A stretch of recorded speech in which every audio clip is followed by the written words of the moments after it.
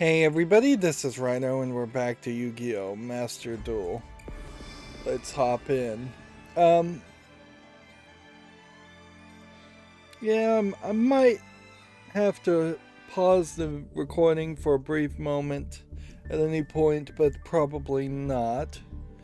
For the accountability section, like at some point in the next hour to 3 hours of streaming, for the accountability section, I will say, I probably didn't log in on Saturday. I did log in kind of late on Sunday, and since everything resets at noon, I may have missed 1 day or 2 days to get the daily quest.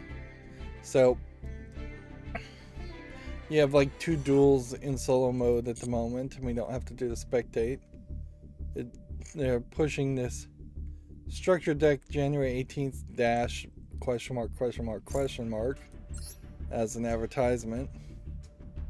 But we kind of know when the structured decks are going to potentially be reset. I guess we don't know for certain. It could be that the structured decks just stay forever, but we know that these normal packs are resetting in 15 days. Over the weekend, I managed to do a whole series around Carcassonne, which for an Asmodee digital game actually was relatively good, whereas most of the Asmodee digital board games to digital video game conversions are either very overpriced or just otherwise somewhat lackluster, and I think a lot of it really boils down to the board games themselves being somewhat lackluster. That Carcassonne is the first one that even begins to feel like it could stand a real test of time as a board game, and even at that, it seems very strange from my experience of playing it in the digital form that they were going along fairly well with expansions to the main tile set, and then all of a sudden they decided to replace the main tile set with a winter edition with only one slight rule change in adding a character named the Gingerbread Man. Yeah. It definitely left me with the impression that if you were in a toy store and you saw Carcassonne on sale, it's probably something that should take up very little space and should be either about $60 for all the expansions or about $10 for the base expansion and $10 for each of the other expansions past that. And I would still kind of expect that the base Carcassonne being sold now would include the River expansion and the Abbott expansion for free. The reason why I may pause this is I have someone working on my landscaping, and they may ring the doorbell and ask me a question. I don't know why I was being that cryptic about it. Yeah. Suffice it to say, landscaping is not cheap. I also made a horrible spotlight for Chip's Challenge, where Chip's Challenge allows you to blow up the screen. And so I set it to like 3 times, and it clipped off the entire bottom part of the screen, and the recording therefore also clipped off the entire bottom of the screen without resizing or warning me. Chip's Challenge being an incredibly old game, actually to my surprise an Atari Lynx game. I would have sworn it was a Windows 95 or maybe I would have believed it was a Windows 3.1 game, but to realize and find out that actually it was made and released to a whole different platform, and the version and the bitmaps for the Atari Lynx ones actually, in my opinion, look better than the Windows 3.1 skin that's on it. Is kind of shocking.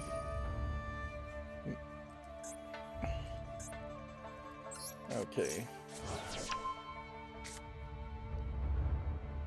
Let's place this.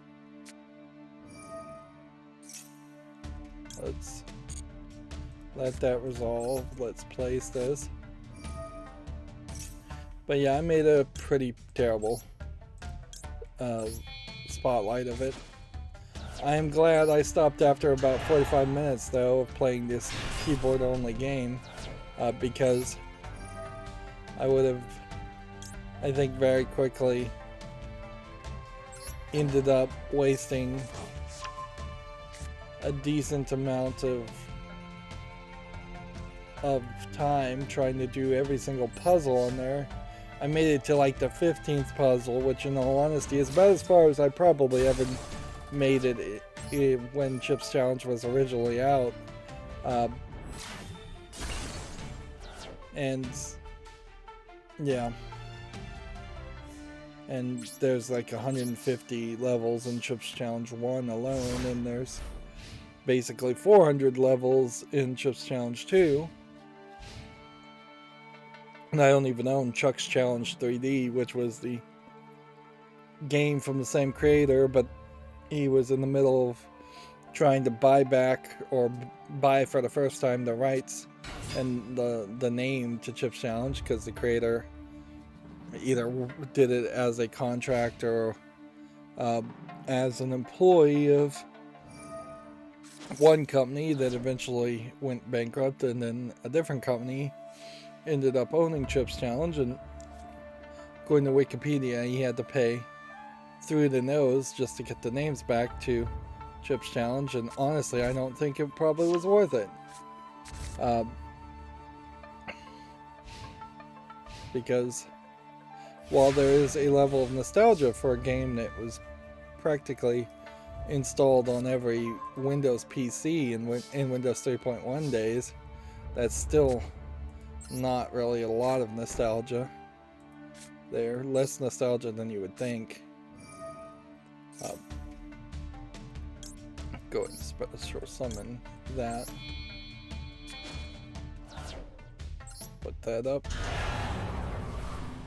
Ready to attack.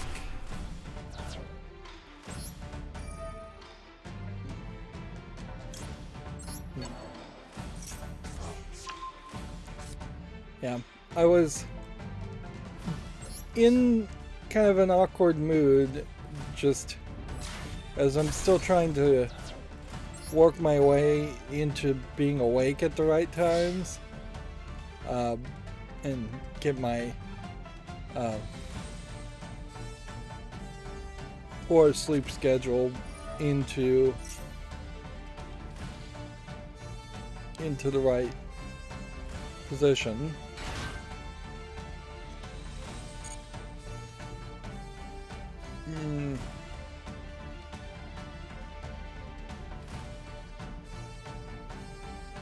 I guess we'll just end the turn there and give him a chance to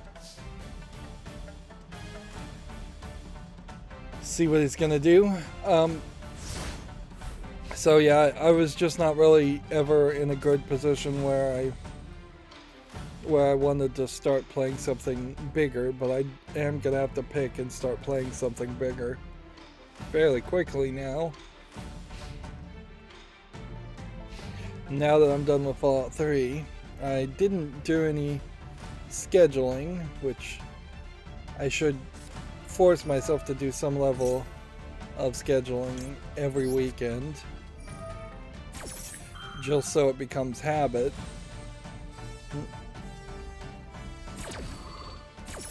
And then it's just what has become the same old these days is I've spent a lot more time watching TV watching Netflix, hopping between Netflix, mostly, sometimes Amazon Prime, sometimes Hulu.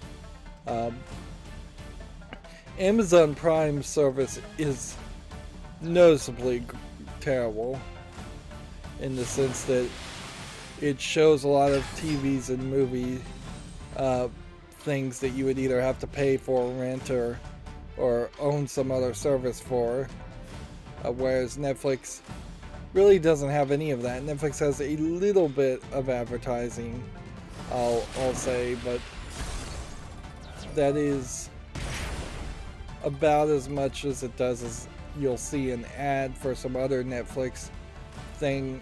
Maybe at the very end of watching an entire series or a movie, maybe it'd be the beginning of a streaming session, whereas it is much more noticeable that you're seeing ads for other Amazon Prime content fairly often.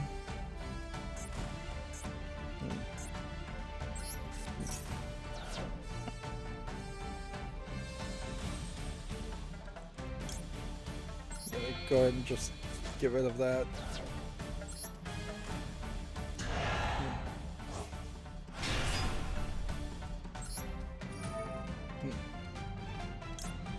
That way this card will come back to the hand.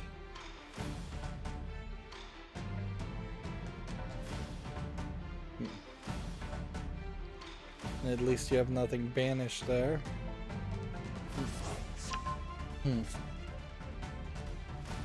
But even having said that, I just watched, I spent a lot of the weekend watching Netflix and Amazon Prime. I don't think any of it that I did watch was actually that good.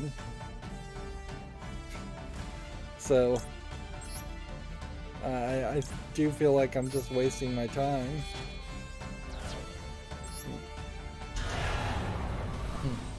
Oh, and I guess the big news is, even though it will only superficially or underlyingly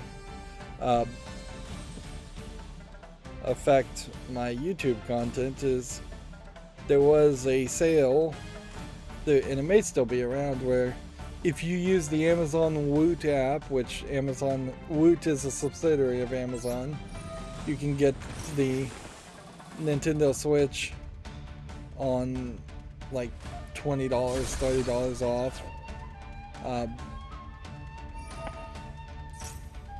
Which is about as good as it's going to be. There is potential leaks of a Switch Pro, so you might not want to get just a standard Switch, and the OLED model sold out fairly quickly.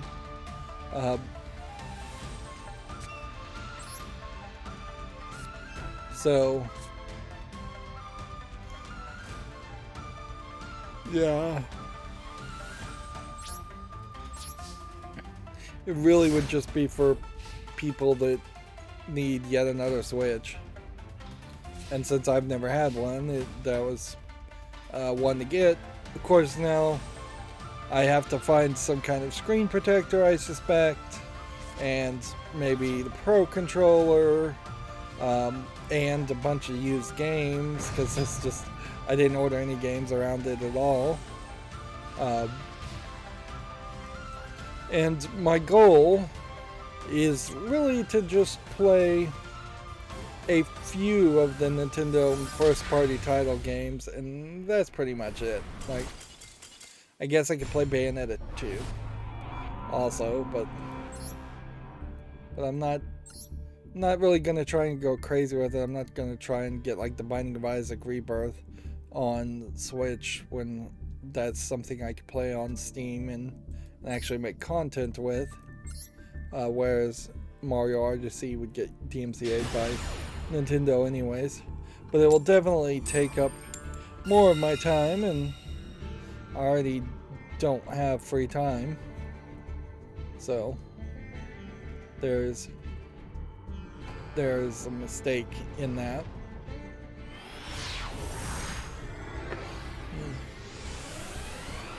And I imagine I'll probably only play a few things and then try to fairly quickly in the next 3 or 4 years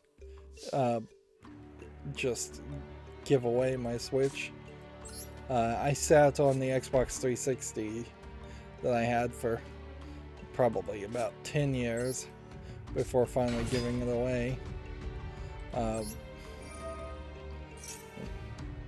But yeah, I'm not expecting to become super obsessed with it. On the other hand, though, there is the Switch Sports game coming out, and there's room there for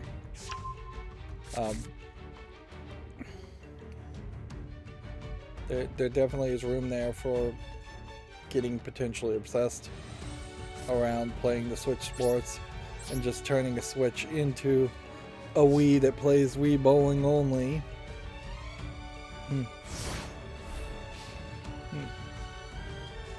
And then there's always room that I might try and hack it, but it's not like I'm fairly certain I didn't get the first generation Switch that wouldn't have a new firmware to hack it. Eventually, I imagine there will be a hack that they stop patching out.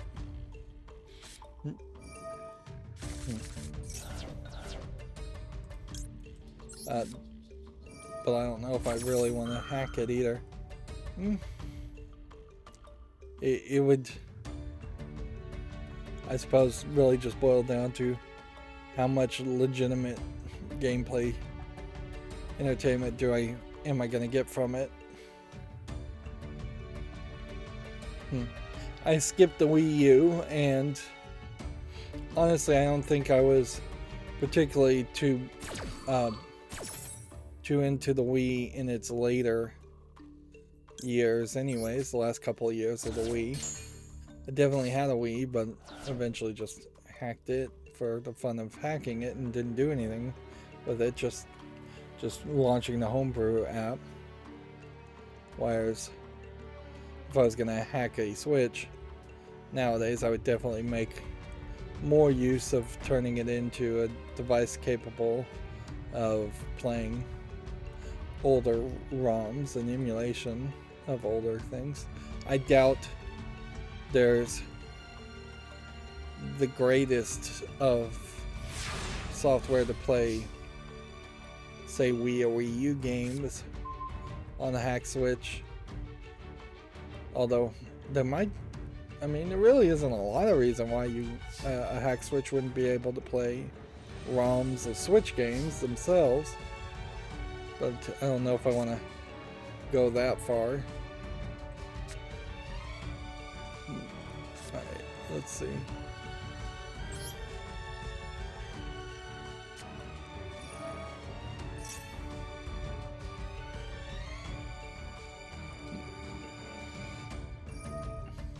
Let's see what we can do and what he's gonna potentially cancel out with.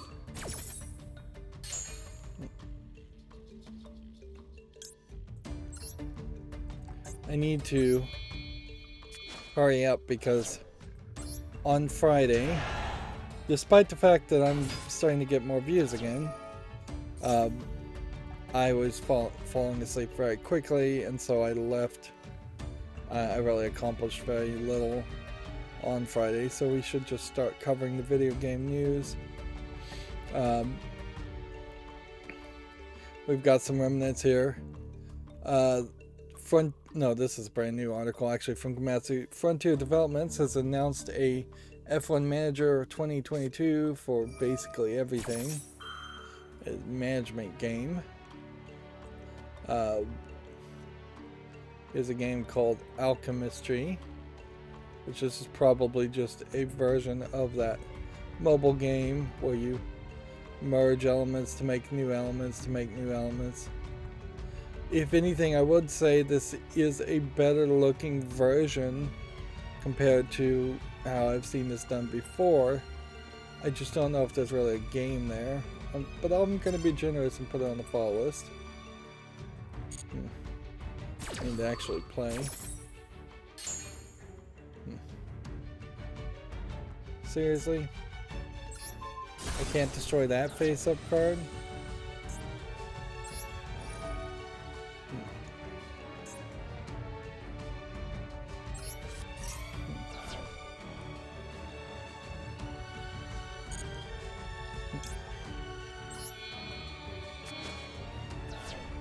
I did that poorly.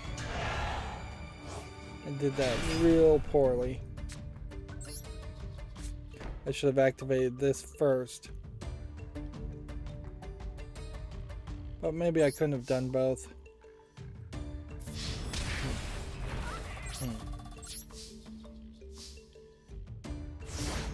Here's a game on Steam called Fireflies and Figments, which looks like a top-down, almost feels like an exploration puzzle game, not even a top-down twin-stick shooter. Feels like it's trying to be a bit of a kid-friendly game.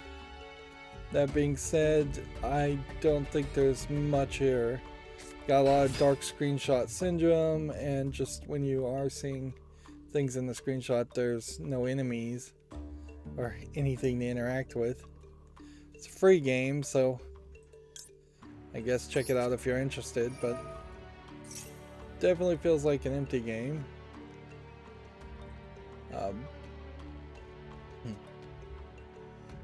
Let's go ahead and banish this.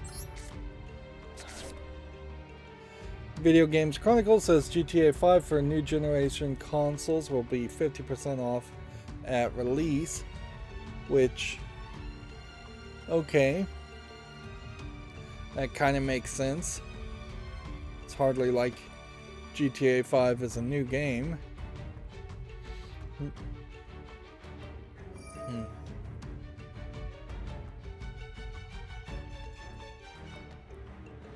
Yeah.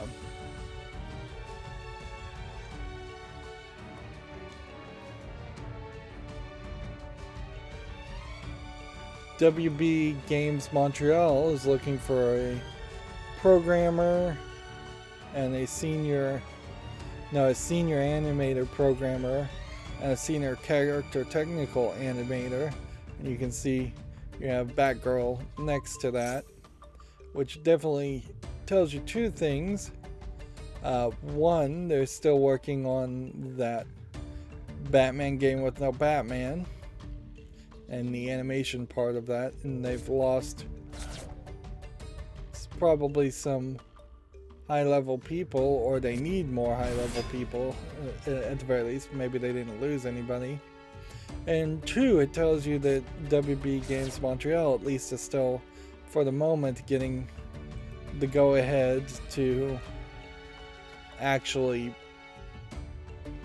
continue hire people, whereas it is very believable that fairly quickly WB Games will stop being allowed to hire anybody, and a lot of projects will get canceled. Maybe everything will get canceled and everything will get shut down even. It could be that extreme because of the whole being sold off by AT&T thing. RetroArch 1.10.1 release is out now. Let's see. They've got it working on GameCube and Wii users again. Improvements for countless cores.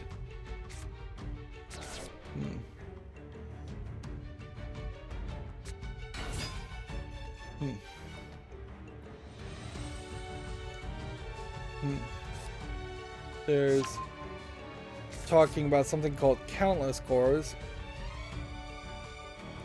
Has now been, or contentless cores, has now been made easier to obtain required necessary content files that some of these cores needed. If you go to the online updater and go to core system file downloader, it'll show all the content files that are available from download from their server.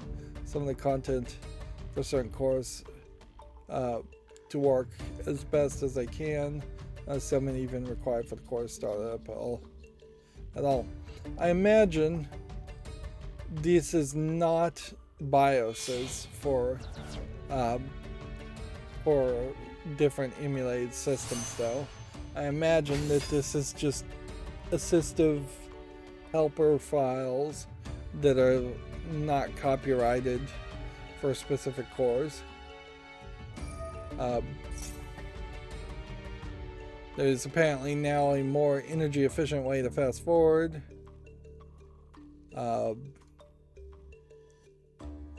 Tons of fixes for Wayland users on Linux machines. I don't know what the MIU hardware is. And tons of achievements, retro achievements, improvements, or Chivos / retro achievements improvements. NetPlay users' save states have been disabled in stateless modes for stability reasons.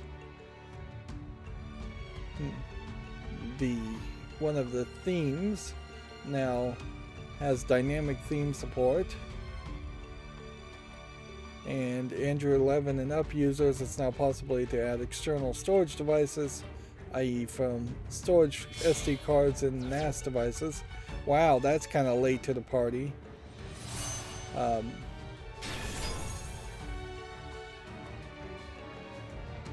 Let's see.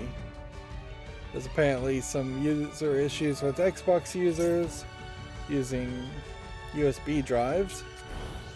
Then you could check the entire changelog here if you really wanted to, but that's a decent list of changes. Arguably, maybe it is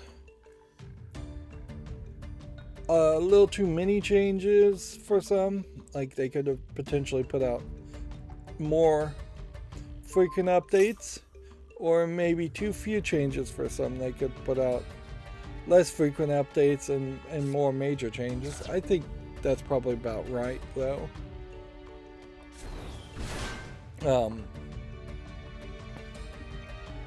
I also, over the weekend, played this Aperture Desk Job game, and I'm just going to schedule it. It's 20 minutes of entertainment. It doesn't really do too much as far as a Portal fan for me, in the sense that it adds some story centering around Cave Johnson that really I don't think you need any more story around Cave Johnson. I think it's only a slight spoiler to say that GLaDOS plays no role whatsoever and takes no part in the story, even though you do have this kind of like prototypical AI personality core that talks to you. The actual gameplay is pretty awful when you're just playing it on PC and using an Xbox One controller. It asks you to press buttons and use gyro tilt features that just aren't built into an Xbox One standard controller. It asks you to talk into the microphone at one point, and it wasn't able to pick up the microphone that I was talking into, which that might be just my weird setup, but it really is just a tech demo for showing off the Steam Deck. And if anything, I would say it fails on that level too, because it makes the Steam Deck feel like it is going to be the separate device that is going to have separate controls for every game you play, and you're going to just have to relearn everything, whereas it probably would have been better to just reassure people and say, hey, the Steam Deck plays just like the Switch or just like an Xbox One controller, and the way you've been playing up until this point is not going to be drastically changed just because you got the Steam Deck. But arguably the Steam Deck also has this advertising problem where it is getting downright close to false advertisement as far as selling itself as if your entire Steam Deck library is going to be playable, when that's just not true for the vast majority of players. You're going to have either a lot of games in your Steam library, and a ton of them are not going to be supported or tested, or you're going to have maybe a smaller collection in your Steam Deck library of 100 games, and you're going to find that 80 of them may work and 20 don't. Either way, you still have 100% of Xbox games being playable on Xbox consoles, and Nintendo Switch games being playable on the Nintendo Switch. So it falls in kind of a poor position, even as a console competitor. And really, by the time I was done playing Aperture Desk Job, I was more just ranting about how there's far too much hype around the Steam Deck for what it really is, and that it'll be, in my opinion, probably the second generation of the Steam Deck when it would be very reasonable to consider buying one. You're also in a very weird position with the Steam Deck, where you would be better off by far building a PC, and you need a PC really first. You need a pretty decent gaming PC first, then the Steam Deck is the luxury item to let you stream a lot of games that aren't playable or as good looking directly on the Steam Deck.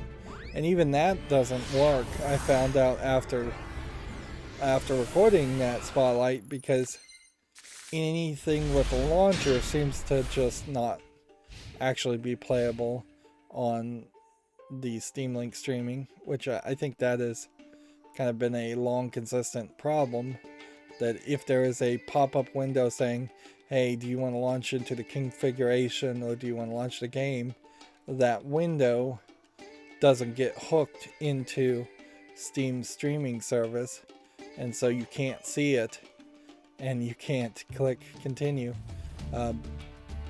which maybe that means if somebody was right in front of your PC, or if you started streaming and you were right in front of your PC and then you clicked and launch and then you walked away from the PC, that might work. But also, I don't think Steam Link lets you stream through the internet. I think it's local area network only.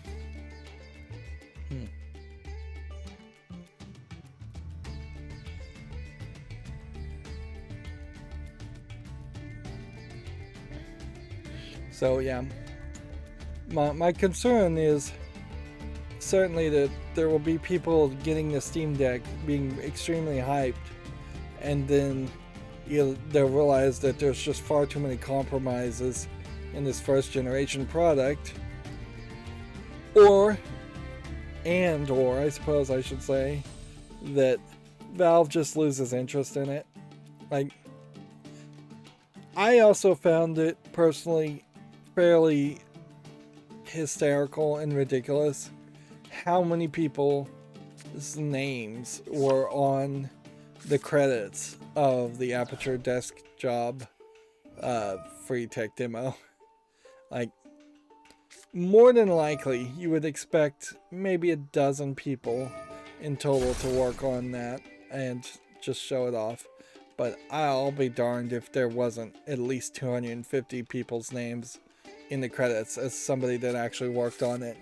And that just highlights the ridiculous nature of Valve, in which everybody either is desperate to get away from like approving Steam Direct games, and wants to actually do something that would be to the level of their qualifications,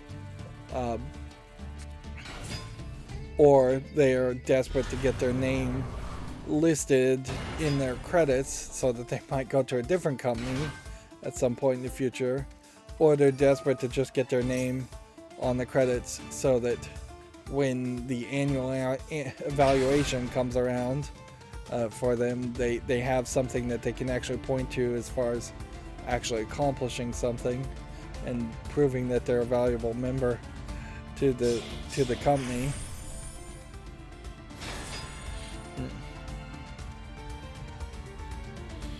Yeah. But it was really ridiculous. Like, they almost certainly had credited anybody who even put like a single comment line in the code or even looked at the code for somebody else, which on the other hand is probably a smart move on Valve's part to do that, because there have been stories certainly of people not getting credited, and we may just be seeing the beginning of a scenario where if anybody works on the code even a little bit, they will just be credited for fear of the company getting backlash for not crediting people. Whereas in the past it's been as bad as nobody gets credits no matter what, down to something like you have to be at the company when the game actually launches, otherwise they remove you from the credits, or you have to work on at least 10% of the game and contribute at least 10%. I don't know if this is true, but I suspect that the Screen Actors Guild and movie credit system is incredibly specific about anybody and everybody getting credited for practically anything. But I don't know if non-speaking extras, perhaps, or people who just are in the background, specifically have to be credited in movies.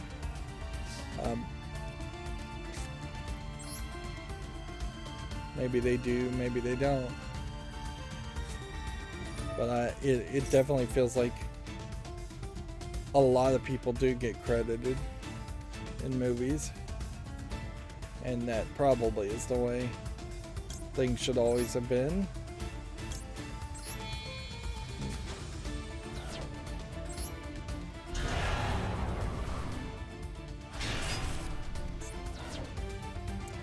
I'm starting to feel like the music here is going to get a little repetitive, and Master Duel should potentially introduce a few more songs.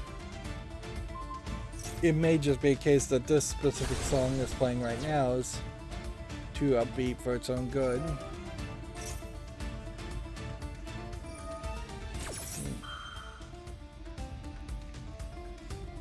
Here we have a game on Steam called Captain Cigar, which looks like a pirate game.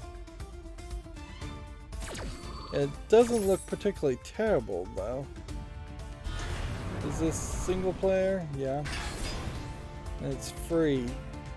So I guess since it's free, I want to point out, I did curate the games left over from Friday and closed anything that was just absolute garbage, but I left things like Blob Boy here, which may not be much of a game, but might have a chance.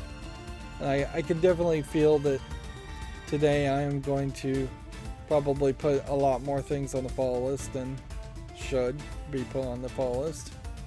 Boris the Sloth here.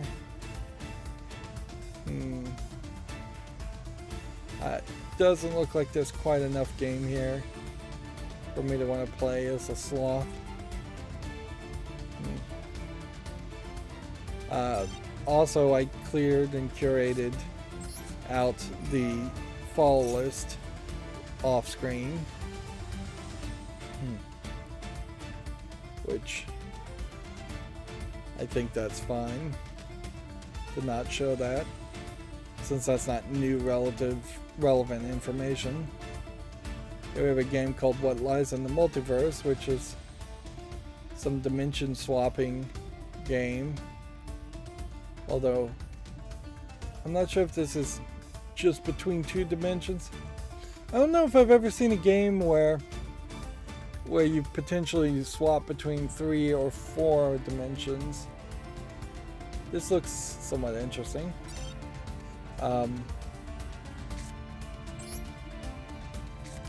That might be a little too extreme, frankly, if you were going to swap through 3 different seasons or dimensions. Like, if you swap between 4 dimensions, I'd almost assume you would go through 4 different seasons. Summer, winter, fall, spring. 3 dimensions. You'd almost have to have a good, a bad, and a neutral version if you were going to do that. Well, this guy has defeated every strategy. Here we have a game that's almost certainly an asset flip game with just 3D models. But what I found kind of interesting about Village of the Zombies is when you look at the actual 3D models here, they're going for more of a, like, Mexican-American vibe.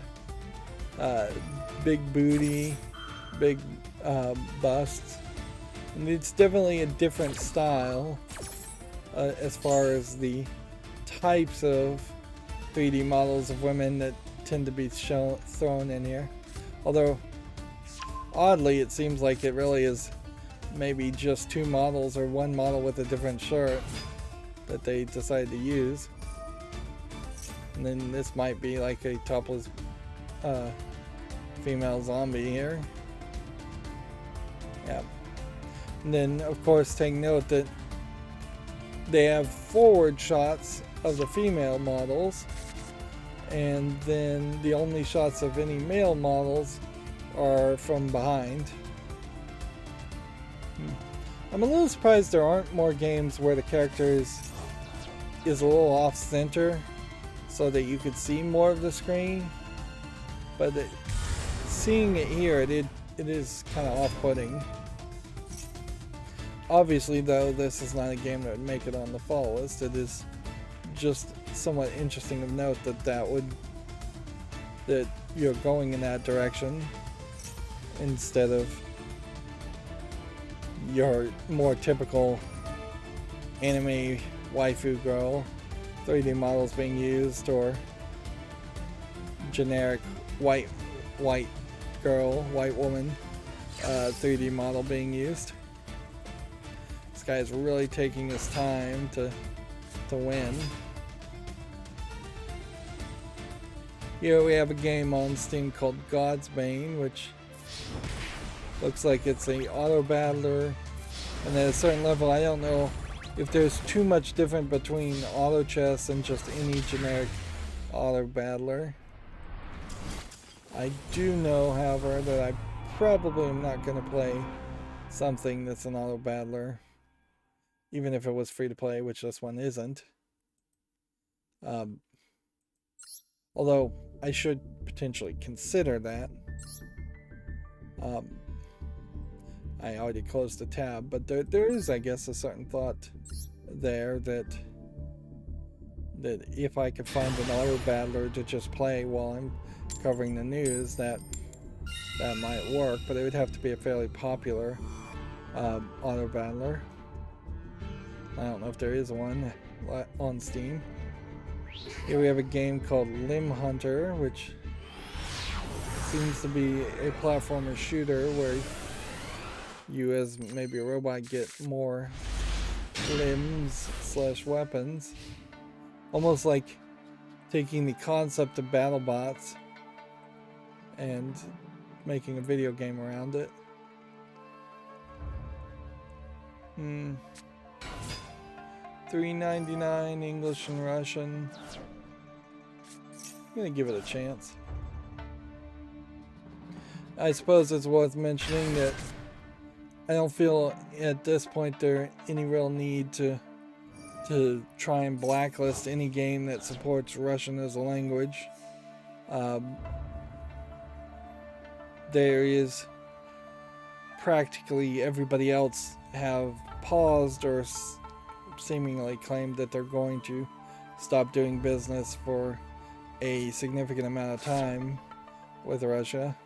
Mostly, I assume, because of financial institutions refusing to process payments, or just because the ruble is now incredibly in a downfall, and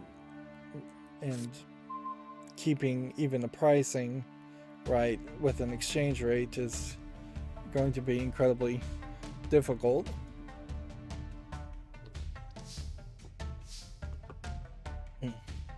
It would be really strange, and I think the wrong move for Valve to say we're going to remove all games that support Russian, or we're going to stop saying that games can support the language of Russian, or anything like that. Almost certainly Valve has stopped accepting any new submissions from inside of Russia, and that's about as far as I think they should go, if they should even go that far. I suppose it is an interesting question as far as the libertarian perspective of that there should be basically a very little government to no government. Like, how would a libertarian sophistry explain a country invading another country and potentially being at war, or at least economic war with a country? Because the old explanation of everybody will just hire their own private security really falls out the window. I mean, it was a dumb idea to piss on libertarian ideas for a second. It was a dumb idea in the first place to say that everybody should just buy their own security and there should be no police for inside your own government's or inside your own homeland protection. It's an insane idea to potentially expand that thought and say that all Ukrainians should just have the money to hire their own private military protectors to stop Ukraine from being invaded. And it would be interesting to see if anybody has any better solution or suggestion in the libertarian mindset. I mean, I could certainly see some people saying that, oh well, all the rich people should just be funding the military voluntarily, which would be a real turning a blind eye to just how much even the Ukrainian military probably is cost.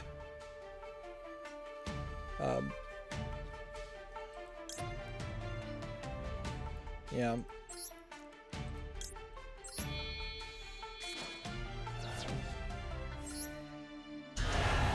But I don't want to get into that kind of political rant.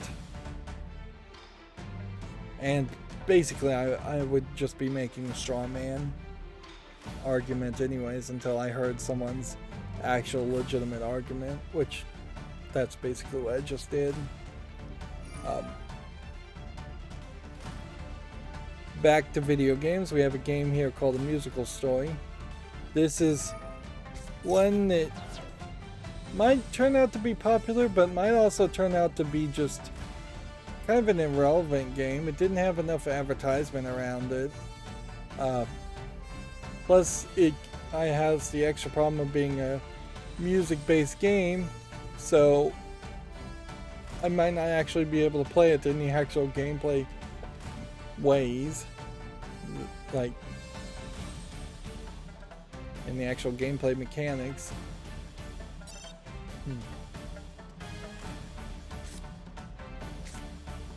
Yeah, I don't know what I can really do here. I can sit and wait until he runs out of cards, or until he can figure out something else. But if he just keeps this in defense position, then I can't attack.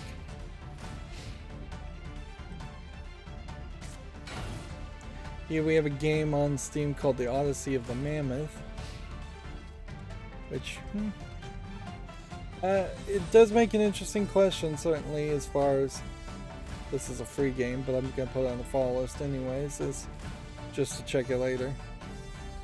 Yeah, I wonder if it is slightly better to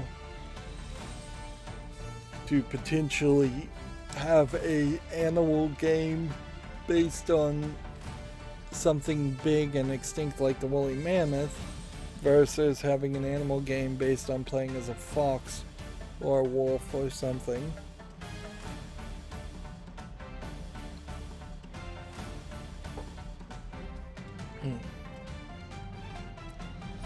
Next we have this game called Sokobot, which this is another one of these programming games. It's not from Zachtronics, but Zachtronics is kind of known for these. You program these little bots to move around, but the way you program them is with pictorial drag and drop icons, and I just don't think I ever want to play another game that uses pictorial drag and drop icons and has this like film strip type concept of how things go. I will say, compared to the Zachtronics Alchemy game Opus Magnum, or Magnum Opus, whatever it was called, this interface looks a little bit better, but not by much. Like in Opus Magnum, there were pieces that you would pulling out of a drawer on this side, and then there was 4 rows here. So even at the highest resolution that's supported, you were getting very little screen space as far as really where the game actually could be played. Here it is, Opus Magnum. I much prefer Human Resource Machine as a programming game for kids because it is more text-based and more realistic to what real programming is.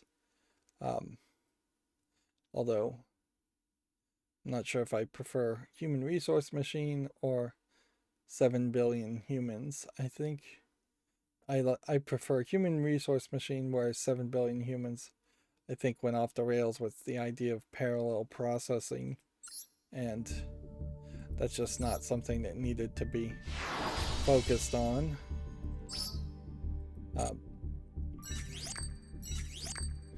So I convinced the guy to disconnect, I guess. And if that's the only way we can get victories, that's the only way we can get victories. So we got 1 card.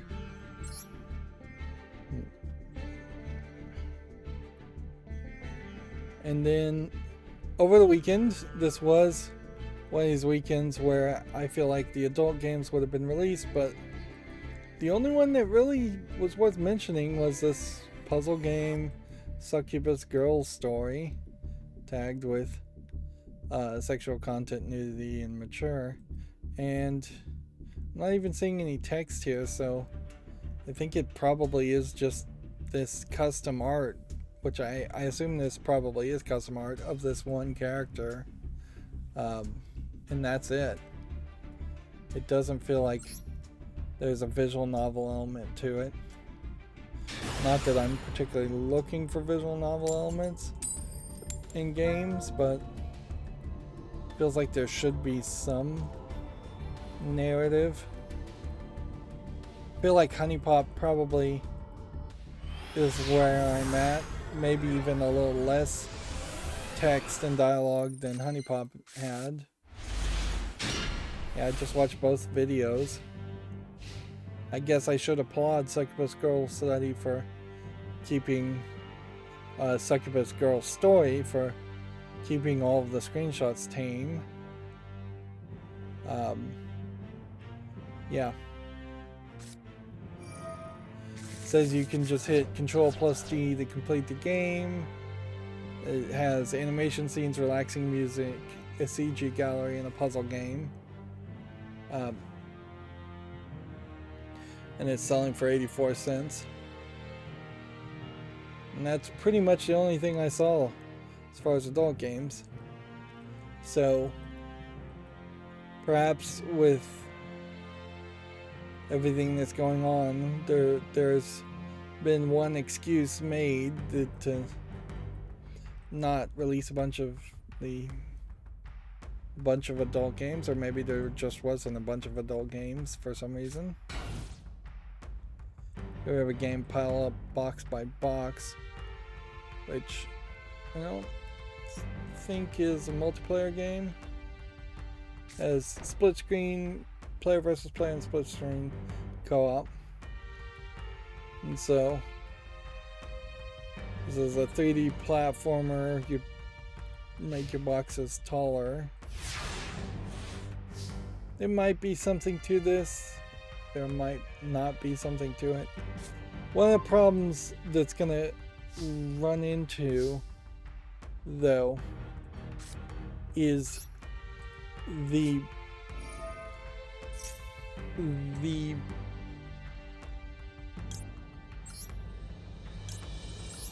game Glover has just been announced. The game Glover has just been announced that it's coming to Steam, which Glover for the Nintendo 64 was a game I played, and I don't know if I really have any nostalgia for it, but it was a game I played, and it is a kind of unique 3D platformer game that may have more relevance than a brand new 3D platforming game with similar amounts of gimmicks. And so a third tier 3D platformer from the Nintendo 64 era may still have more of a relevancy than a potentially unheard of new 3D platformer from an unheard of developer.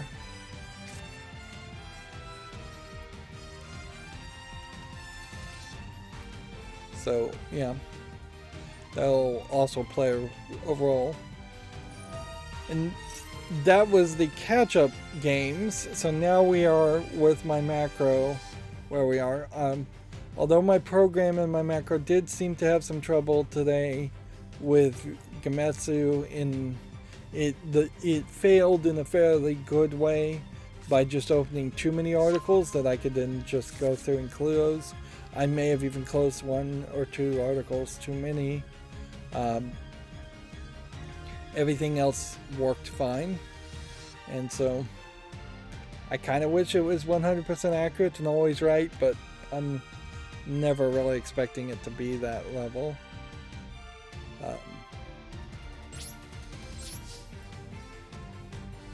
We're getting network issues being pointed out, but I'm not seeing any network issues.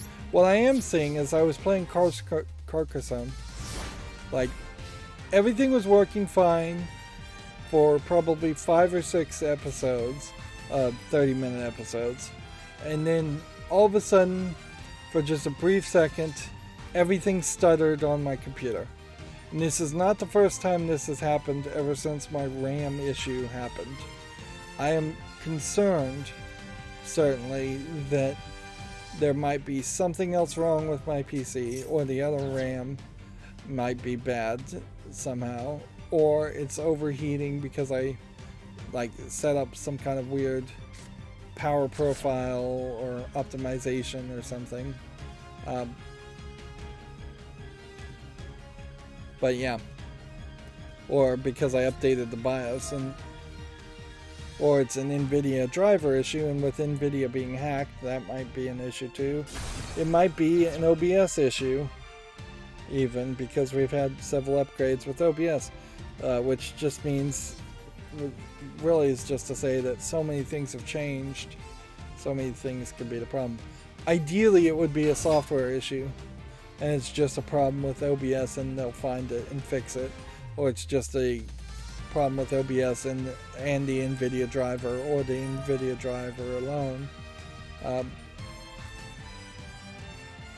It is very off-putting, though, and disconcerting. Last thing I want is my computer to be broken yet again.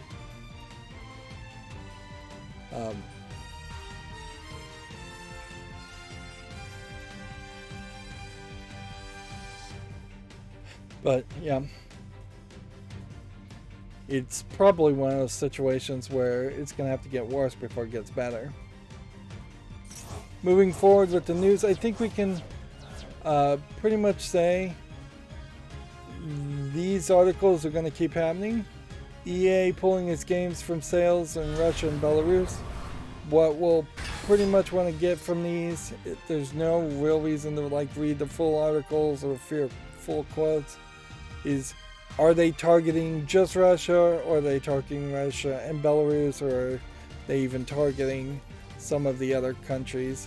There are other countries that like voted to not condemn or abstain from condemning Russia in the UN, and some of those countries are getting pushed back also.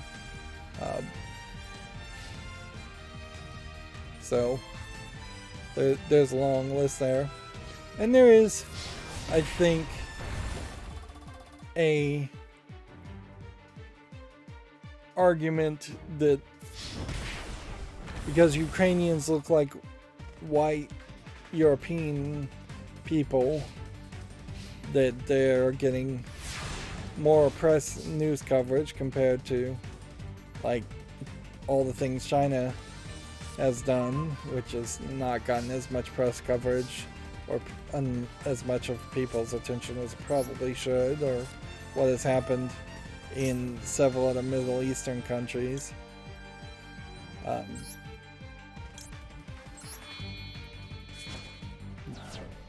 There's a lot of factors in it, and almost always when something just boils down to calling somebody racist, that is not the real issue. I mean, I could certainly believe the argument that maybe a lot of the Western news journalists kind of act in that kind of racist way, but it's sensationalist journalism more than anything.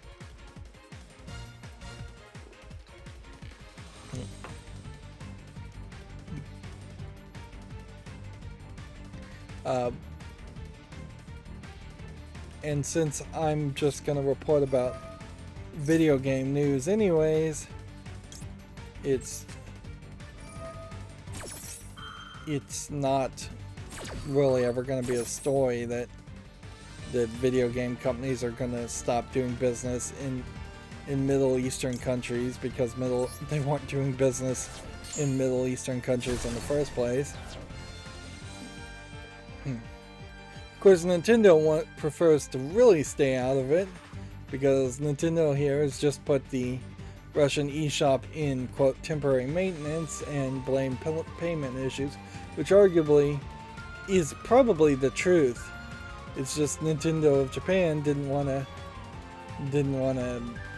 come out and make a political statement there.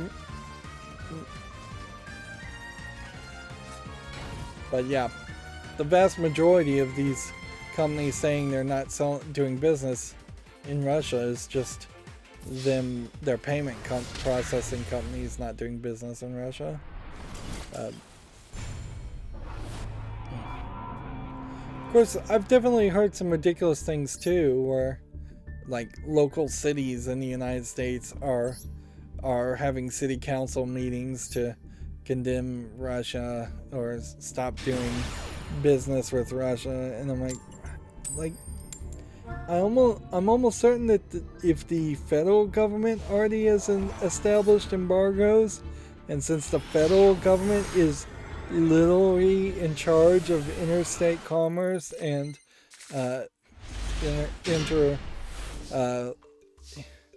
inter-country commerce, for lack of a better word,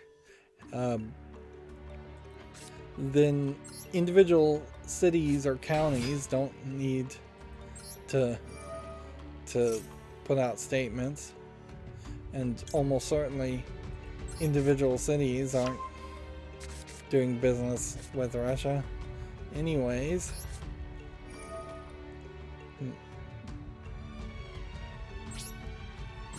And so it feels like that is a very superficial waste of a city council's time. But yeah, everybody's angry. You know, generally, it feels like what may be happening here is that an entire generation of kids whose parents would have grown up in that Cold War era where Russia was always America's enemy and always the big boogeyman. Like, it feels like that propaganda, maybe through osmosis, has finally sunk into this new generation of who would have been kids during the Cold War and now are adults. And I guess at a certain level it took Russia actually invading the place before people took it seriously. At a certain level, I mean, what could you do? If you're hearing all this propaganda of the USSR being bad and evil, and then the USSR falls apart, then it's kind of hard to take someone seriously to go, no, the new Russia is just the USSR in a different coat. That comes off as just paranoid thinking. And this is one of those scenarios where the paranoid thinkers turned out to be right. But also I would say Russia and Putin in particular has never made it made his obvious intentions less obvious.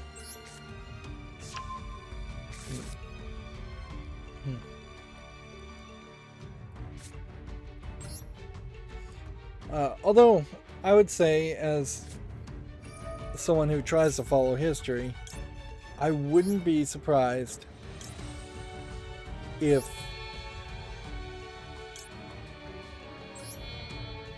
Russia and its oligarchs, if they had simply cycled through presidents a little bit more often.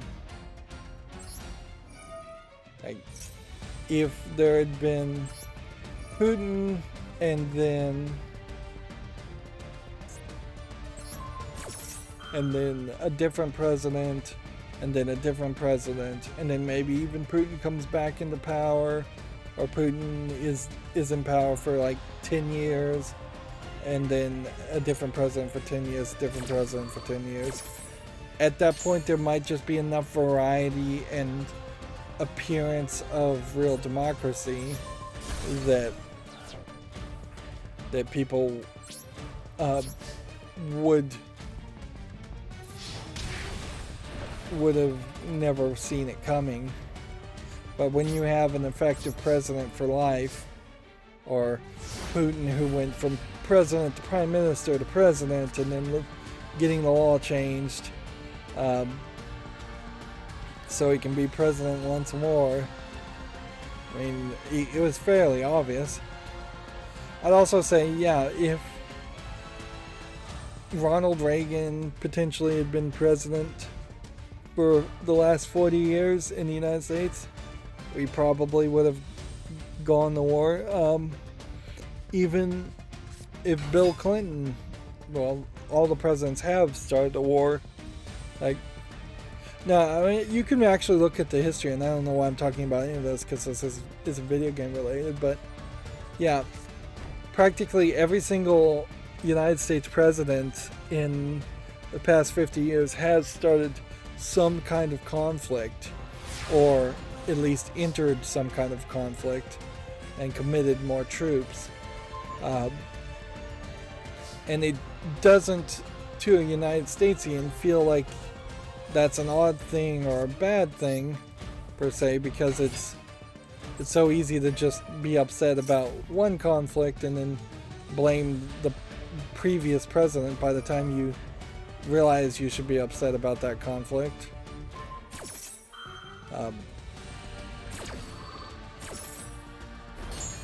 Like getting into Iraq then leaving Iraq. Yeah.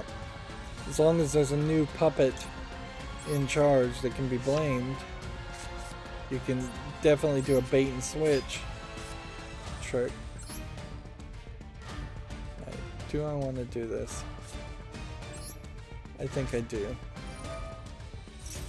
If I summon this, sacrificing this one and this one, put that one face up. And then destroy one card on the field. Alright. Then attack. Here. Activate. Attack here. And then attack here. Moving on with news, D43 says it needs more time for Halo Infinite's co-op and Forge mode, which I think just once again highlights that Halo was released far too early. Really, I feel like Halo Infinite could have been a game that could have been worked on in secret and then released with little announcement instead of it trying to be a big thing. In retrospect, with all of the acquisitions of other companies, Microsoft has probably gotten way more buzz and way more people's good graces and attention by acquiring companies in the past year and a half than they have by announcing and releasing Halo Infinite. That might be the way of the future for video game companies, where they make acquisition announcements to increase their stock price instead of making announcements of actual game or actually even releasing games. Of course, that concept would fall down fairly quickly. They still have to make products that sell. Video Games Chronicles has an article saying fans think that a trip to Nando's, which is a chicken restaurant in the UK, inspired Pokemon Scarlet and Witch. The producer's visit to the restaurant may have set the Spanish-themed game in motion. Is Nando's a South African restaurant? I didn't realize that.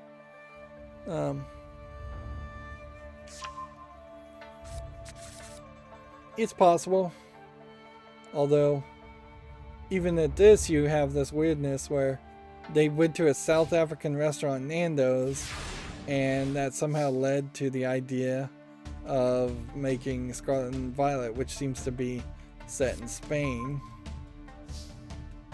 Like, I know it's very possible that the Japanese creators of the Pokemon games, are not super familiar with Spain or South Africa, but South Africa and Spain are very far apart in distance.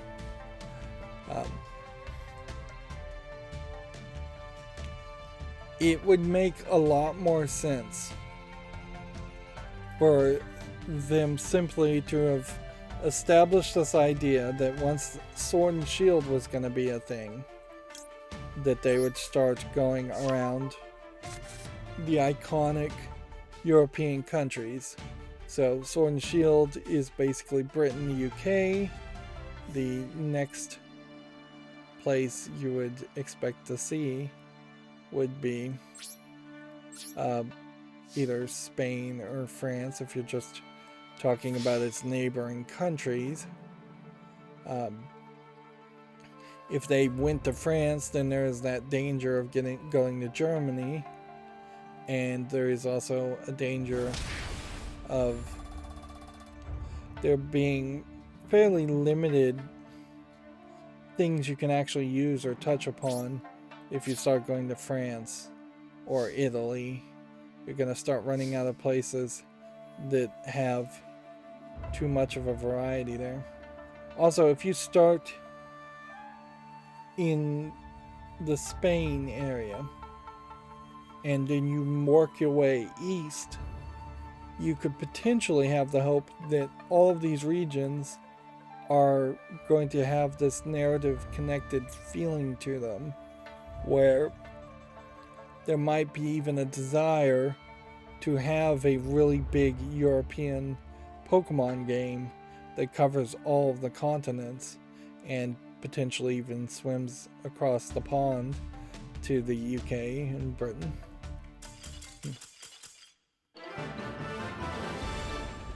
Yeah. But yeah, you would have to look at like architecture in France. Like, do you want to put something that is so recognizable that it is... we're working our way up the ranks, thank goodness, through quick disconnects. Do you want something like the Eiffel Tower happening in a Pokemon game? Do you want wine production to be a big factor in a Pokemon game? Do you want the French flag to be a big focus in that Pokemon world? Because each of these regions are only loosely inspired, supposed to be loosely inspired by those regions. So you can have like the Notre Dame cathedral, but you probably wouldn't have it actually be the Notre Dame cathedral as an influence. You can have a lot of statues, certainly in France. But you kind of run out of ideas. And while the Japanese would probably be on some part okay with a Germany-inspired region, I wouldn't be surprised if they literally turned it into like a Nazi parody Germany region, and that causing controversy. And so they probably know well enough to not do that.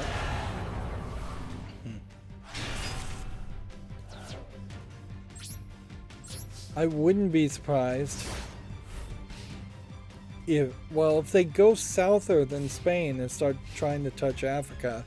That's going to be a little weird too, because the complaints even with Scarlet and Violet seems to be that there are really no African American hairstyles for your character creators in the Pokemon games, so you can't get a big afro or anything like that. Which that is, I think, a fairly very valid complaint, and I would be concerned if they started to go into Africa that it wouldn't come off as racist. I wouldn't be surprised if they go from Spain to, say, Mexico or South America instead, or they even try to have a Great Plains equivalent of the United States without doing much of the architecture from the United States, since it's so varied state from state. But I also wouldn't be surprised if every other game does just pop back to a generic Japanese region.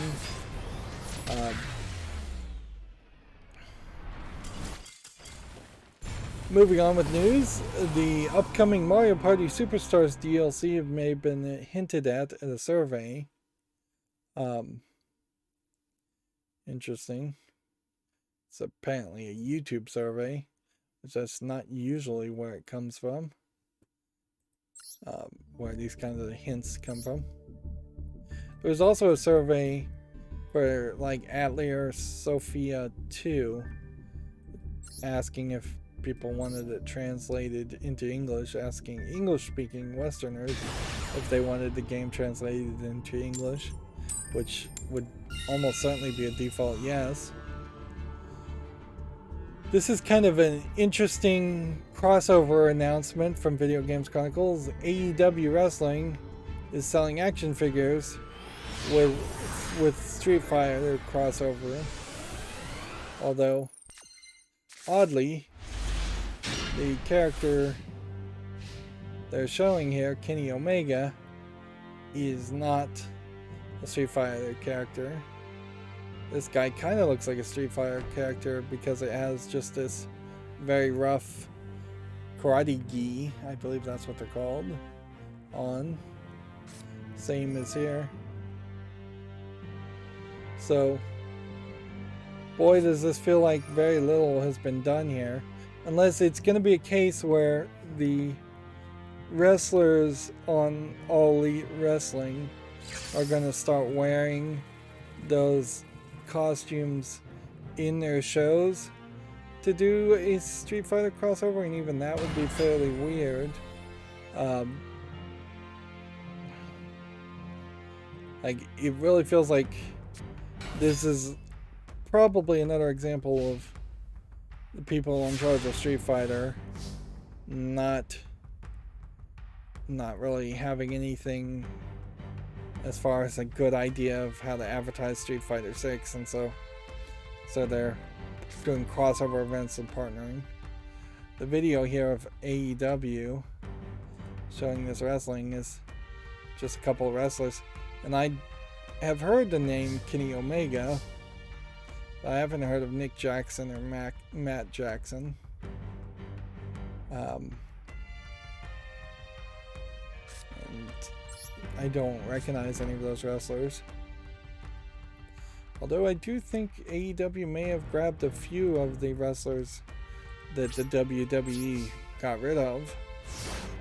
But what tends to happen is the WWE loses one big name and then a whole bunch of little names. And that one big name may move over to something like AEW or whatever the competition happens to be at the time. Whether it was WCW or whatever in the old days. But they never seem to catch enough people's attention that they would jump off from WWE to something like AEW. In part because I think the hardcore wrestling fans, once they get tired of watching WWE's kind of made safe for TV wrestling, people then start just moving to local wrestling groups and backyard wrestling groups that are way more hardcore, and watching those and attending them live. Moving on, there's been a ton of people talking about Elden Ring still, which I did hear someone make an interesting argument that the fact that there is so much missing in Elden Ring as far as user interface and just rollback netcode, I think is missing in Elden Ring too, is what I think what they were also complaining about. There's just so much missing, and yet Elden Ring is the best reviewed game ever. It highlights a disconnect between mainstream video game journalists just reviewing things based on whether they think it's going to be popular or what it looks like as far as being pretty, or just not wanting to be claimed that they aren't real gamers because they reviewed a hard game low. Yeah, I wouldn't be surprised if several mainstream video game journalists gave Elden Ring a higher score because they didn't want to look like that they were bad at the game.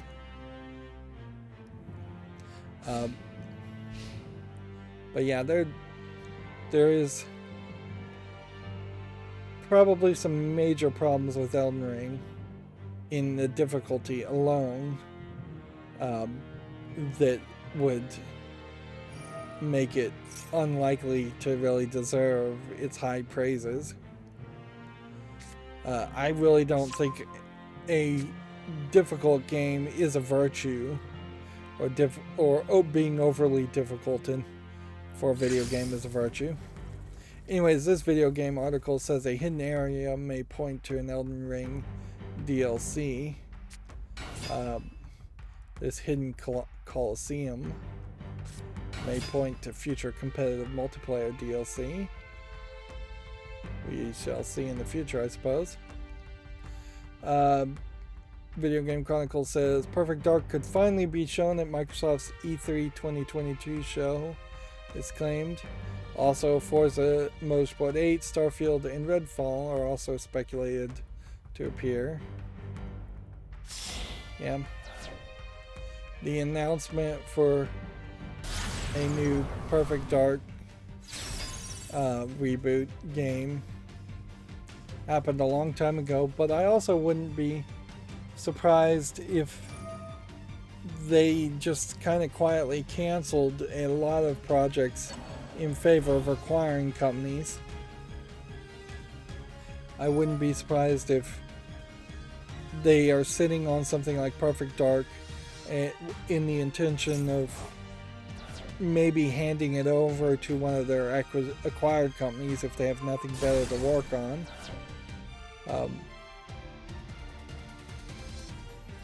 Moving on, PlayStation is reportedly planning on holding its next showcase this month. State of Play could return as early as this week, it's claimed. Which, I don't know what PlayStation would announce, but certainly could announce things we don't know about.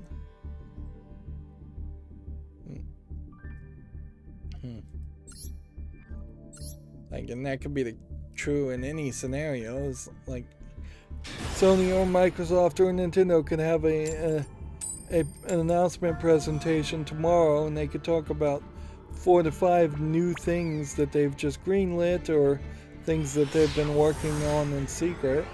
And there's really not a lot of reason to be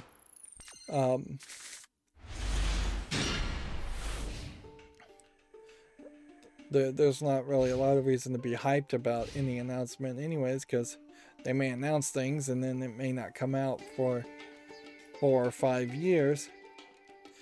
I seriously doubt we are past the point in which the pandemic has slowed things down. So I still expect 2022 to be fairly dry, also with shortages and just global warfare concerns and financial concerns for everybody. I'm not expecting a big Christmas season as far as video games this year, which might actually make it a great point to get a Nintendo Switch and play older games. But yeah, there's probably going to be delays and fewer games coming out every month. I would suspect at least halfway into 2023, maybe into even early 2024 would be my estimate now, without anything else even happening. Let's see, Video Games Chronicle has a comparison gallery here. So here's how every WWE wrestler looks compared to 2K 2020. So who is this even supposed to be? I'd assume on the left here is a 2020 image, because there's a little less like shade, there's more shading here and more stubble here, and this skin tone feels a little bit more natural. Although in all fairness, some of these wrestlers probably do look like this when they're on the stage more often, just glowing. That being said, both of these guys look like they have goofy eyes and way too high foreheads. And most wrestlers have bladed at some point, so they have all kinds of scars on their foreheads, and they wouldn't actually render that, and they'd probably touch that up if that even showed up in a face scan.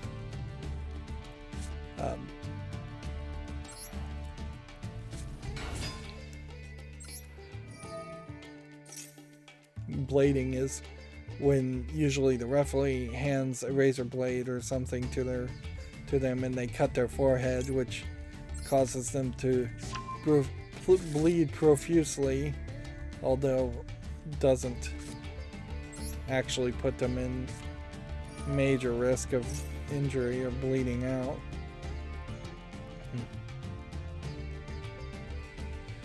But it certainly leaves scars.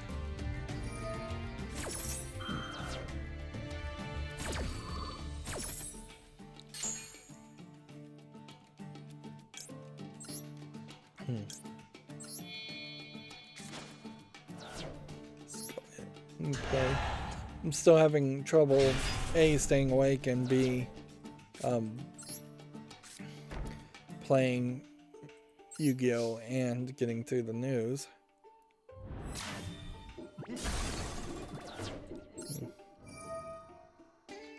Attack here. Attack here. In the turn. Let's see what other images we have. It's also worth reminding people that a significant number of people have been fired from WWE as the game's coming out. So I can at least tell this is the same person in this case. Although I would say this image feels a little softer, where this lighting feels fairly harsh.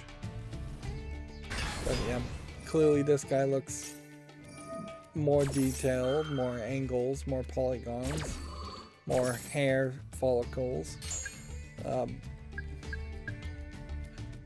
major difference here in the color palette and the outfit, but I assume that's probably just that this wrestler changed their appearance on top of just the differences. I would think hair in your face is probably a terrible way to wrestle, but in all honesty, most of the female wrestlers on WWE, last time I watched WWE, barely did any wrestling. They were getting better at it though. Like, there definitely was a point where the female quote-unquote wrestlers on WWE were not doing any wrestling at all. They would be in the ring for maybe 2 minutes, and they would be doing kind of ridiculous jello wrestling or gravy wrestling on one Thanksgiving. I remember there being a Thanksgiving show where they did that.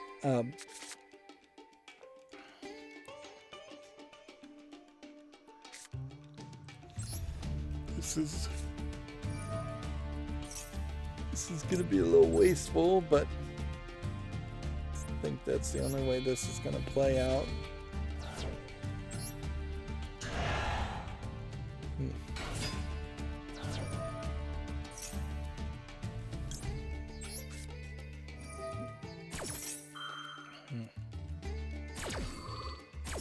Yeah, I think female wrestlers in particular highlight something in my mind where that one did not destroy.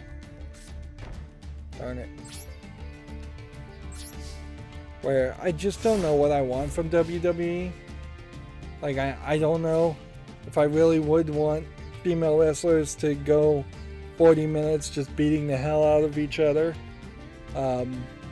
I probably, being a little perverted, would prefer them just to go back to gravy wrestling, and since it is all just fake and sideshow stuff anyways, showing off your physicality wrestling in gravy is versus showing off your physicality wrestling in a ring. I'd prefer the females in gravy. Heck, I'd prefer the men in gravy even. But yeah, I just don't know what I'm thinking of, what I even want. And see, Andre the Giant is dead, so them improving the graphics would have to be done post-mortem using images, and it does look better, but he's also too old of a character for me to get really nostalgic around him. Not my era of wrestling, per se.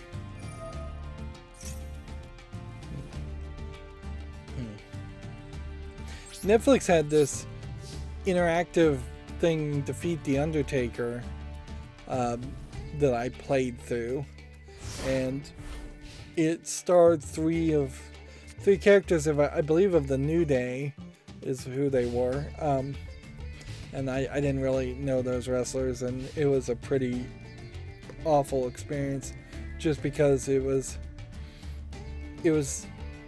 just an interactive game that wasn't doing anything particularly special.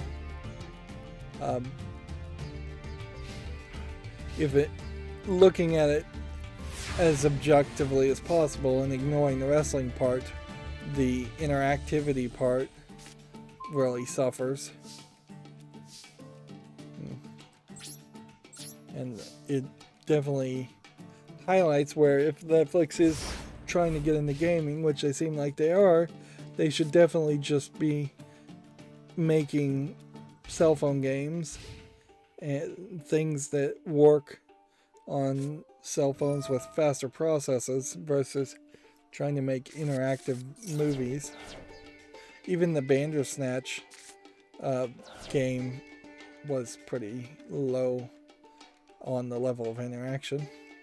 Here we have another character, looks better. Here we have another character. I think it is fair to say skin tones they're really trying to get the skin tones a lot better here. Like several shades of brown difference in that. And looking at some of these wrestlers, it does feel like WWE has gotten a little bit more diverse in who they hire. Yeah, I think this is definitely a step in the wrong direction as far as visuals, as far as their look, but seems like the female wrestlers had a shift between being happy-go-lucky to going dark, and I wonder if that means that there is one writer or one publisher that handles all the female storylines in the back of WWE, and they decide to take all the characters in a dark direction, or if it is more of a case that those two female wrestlers were on the same team, and as such they both went dark at the same time. It's fairly common in wrestling for characters to go good, then bad, then good again, and change up their looks and appearance on a fairly frequent basis. But you don't see any visual indication of that with the male wrestlers. And if anything, when you look at the male wrestlers, they seem to have basically no gimmick at all, where the females are having to go extremely wild in the visuals. Here you have a character that has toned down quite a bit compared to her previous appearance, but has this nose ring. This character straight up looks like Alloy from but yeah, staying fairly natural looking. Also, this character didn't change much, except for the hair's not bleach blonde now. This character seemed to maybe change her outfit, but didn't change much. Big Boss Man is another wrestler character that I don't believe is alive anymore. If he is alive, he's probably not wrestling. I guess maybe in the mix of a lot of these characters being older, there is an argument that their gimmicks would be more toned down. Although Big Boss Man's gimmick was being like a postman or a police officer, I think police officer. And so it may just be that the male characters are more gimmicked in their outfits and they're not showing the outfits, whereas the female characters are more gimmicked in their appearance and their makeup, because women wear more makeup, although they're all wearing makeup, really. This is quite the gallery. I have no idea how long. Booker T is a wrestler I saw in the past, and I wouldn't 100% have recognized him now, but I imagine this is what he looks like now. That they all age fairly prematurely. Bret Hart, I wouldn't recognize that character as Bret Hart either. Brock Lesnar, yeah, I'd probably recognize this guy as Brock Lesnar. I would not recognize this as Brock Lesnar, because apparently he's got just a whole different facial hair situation going. Here we have going back to the wild makeup.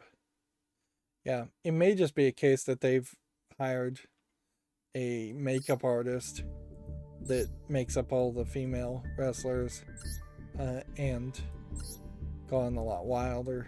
I wouldn't be surprised if they hired a makeup artist once to establish what they should look like and then make them all do their own makeup before each wrestling event.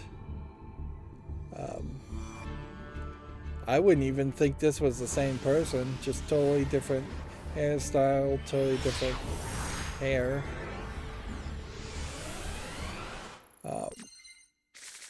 But yeah, most of these faces look better. I wouldn't have known this was the same person. What's really funny here is I don't recognize any of most of these people. Here's China. China was one of the wrestlers that I kind of liked a lot during the era when I was watching wrestling, and she really was treated poorly by allegedly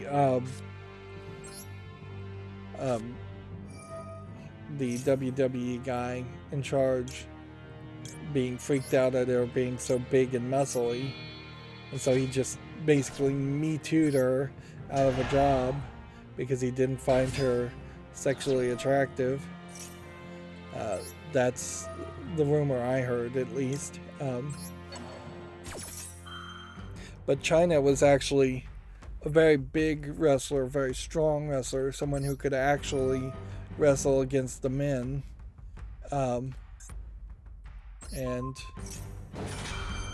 that is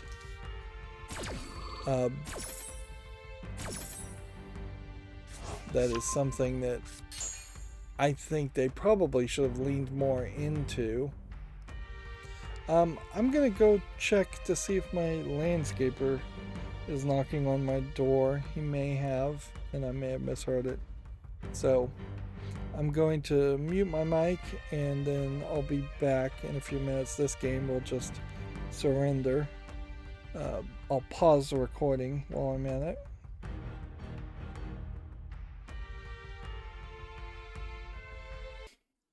Okay, I'm back. Sorry about that. Landscaper was done. And yeah, I will say once again, landscaping is not cheap. Let's continue as I'm out of breath, heavy breathing here. Yeah, there's probably a lot of people here, and I should probably just forward people to looking at this Video Games Chronicles article as far as seeing just the way each of the characters look. This is actually very informative if you are trying to play the game and trying to figure out what would be new about the new wrestling game versus the old wrestling game.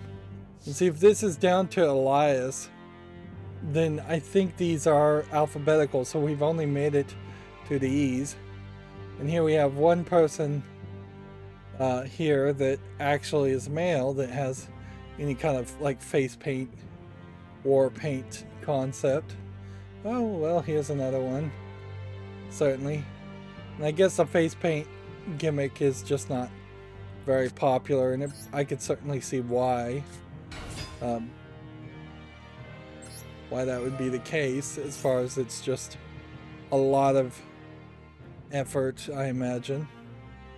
Like, one thing you can definitely see is this beard is basically like shoe polish black, or just the blackest of black colors being depicted here, where you can actually see strands and shades of white in that beard. The Mexican wrestling mask craze not happening that much. Hulk Hogan, I guess, is back in the good graces of society.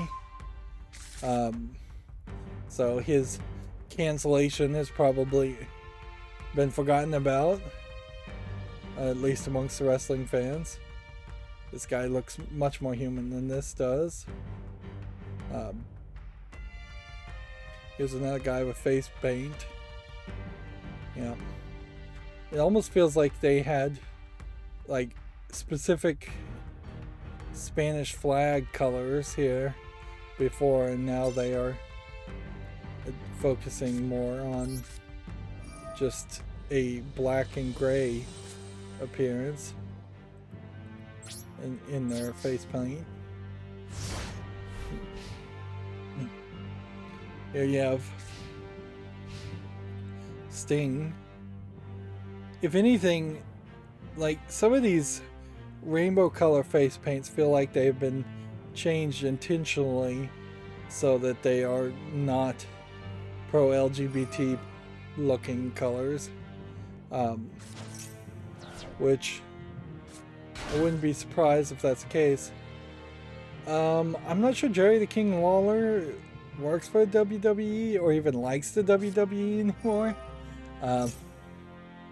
I feel like they kind of had a bad breakup, but maybe that was JR, the other announcer, where Jerry the King actually did wrestle for more time than JR did. JR only got in the ring a couple of times. He was dragged into the ring. John Cena, I could make the joke, this is just a blank image, but realistically, he looks awful here, and he still looks pretty awful here. I think it is worth pointing out that a lot of these faces still do look incredibly bad. Frankly, this, with this pinkish hue, makes it feel like this was a female wearing the mask, and that now it looks like a male is wearing the mask. The skin tone's completely different.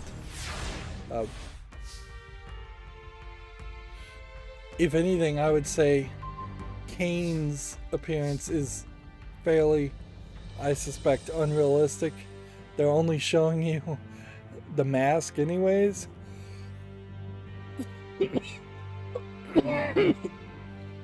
Excuse me, but yeah, I bet around the nose and the mouth, Kane now looks a lot older than he would have even a couple years previous, if you start putting in realistic things in there. And I think that is certainly another point to mention, is that we are potentially reaching a level of realism where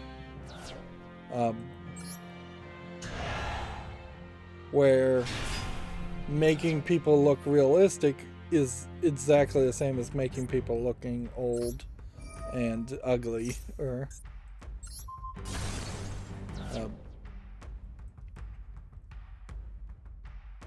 And there is potentially an argument here that they should start to think about maybe doing more stylized depictions of wrestlers instead of photorealistic depictions of wrestlers.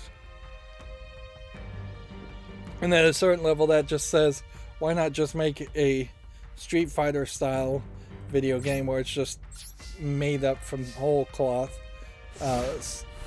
imagination of wrestlers, instead of having it being based off realistic people. Yeah, almost certainly they are wasting a ton of resources taking real world wrestlers and then making 3D models based on those real world wrestlers, when you could just have 3D characters in a wrestling game that could live forever and never age or never look bad, never get hurt.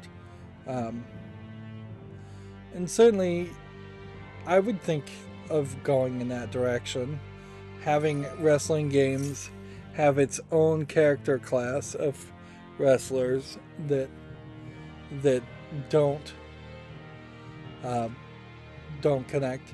You'd still probably do these wrestling games for a long time, but if WWE presented Fantasy Wrestling 1 or Fantasy Wrestling 9,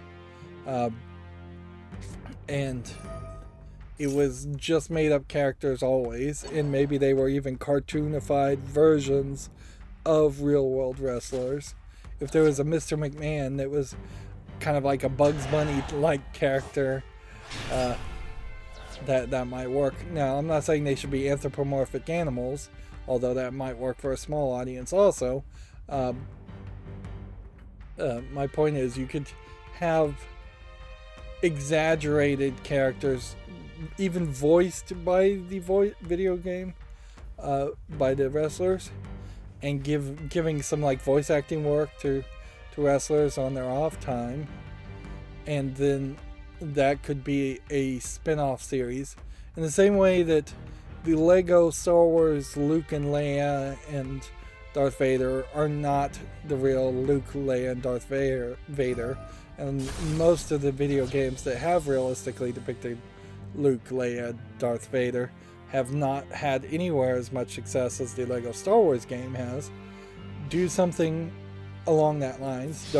Probably don't make it Lego, probably don't make it minifigs, but make something more kid-friendly looking, something that you could every year put out new versions. You don't have to really worry about licenses. You could sneakily change the voice actors if you fired somebody, and they were voicing a character. Like, all of that would be on the table, potentially. This guy specifically looks pretty bad with freckles all over his head and being bald. Yeah, there's really just a shocking number of people here I don't recognize. I wonder if Paul Heyman, I think he's dead too. It's like kind of a large number of dead people too. I wouldn't even think these were the same people. Which face blindness probably being pointed out there. But I mean, she has like even different contacts in there. But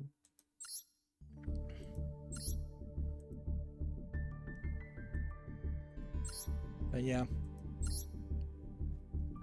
You change your hair color, you change your hairstyle, put in different contacts, and you could probably trick me.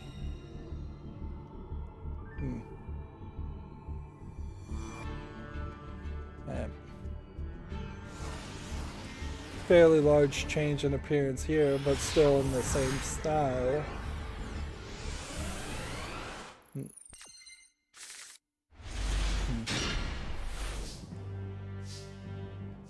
Yeah.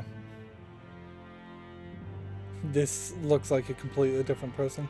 Seeing all these new male wrestlers too, it also gives me the feeling that WWE is really only surviving on the back.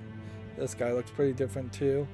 Of new talent that they can probably chew up and spit out as a like processing sausage making machine, for lack of a better term.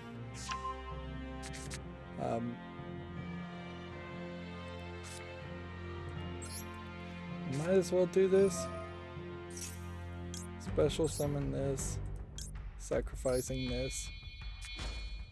That way we can get it back with Ascending Soul.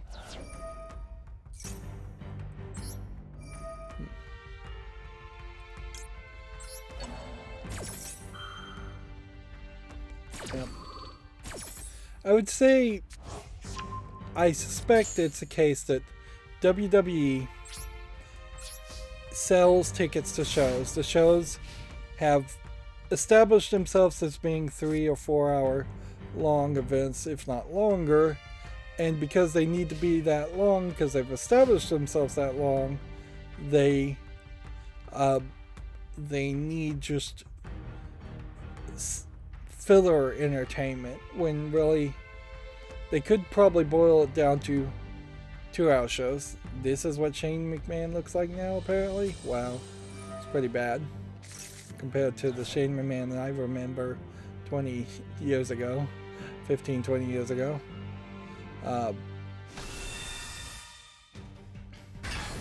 But yeah, the pandemic in particular would have given me. This guy looks pretty different too. His whole head feels rounder. And this woman looks completely different.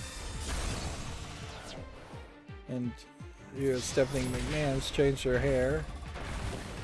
Stephanie McMahon is the only one that seems to have decided to maintain her appearance compared to Shane McMahon. Although Vince McMahon still looks like pretty great for his age, and I imagine he's had all kinds of work done. But yeah, during the pandemic, it probably would have made a lot of sense to try to wrap things back and have shorter wrestling events, shortening wrestling bouts.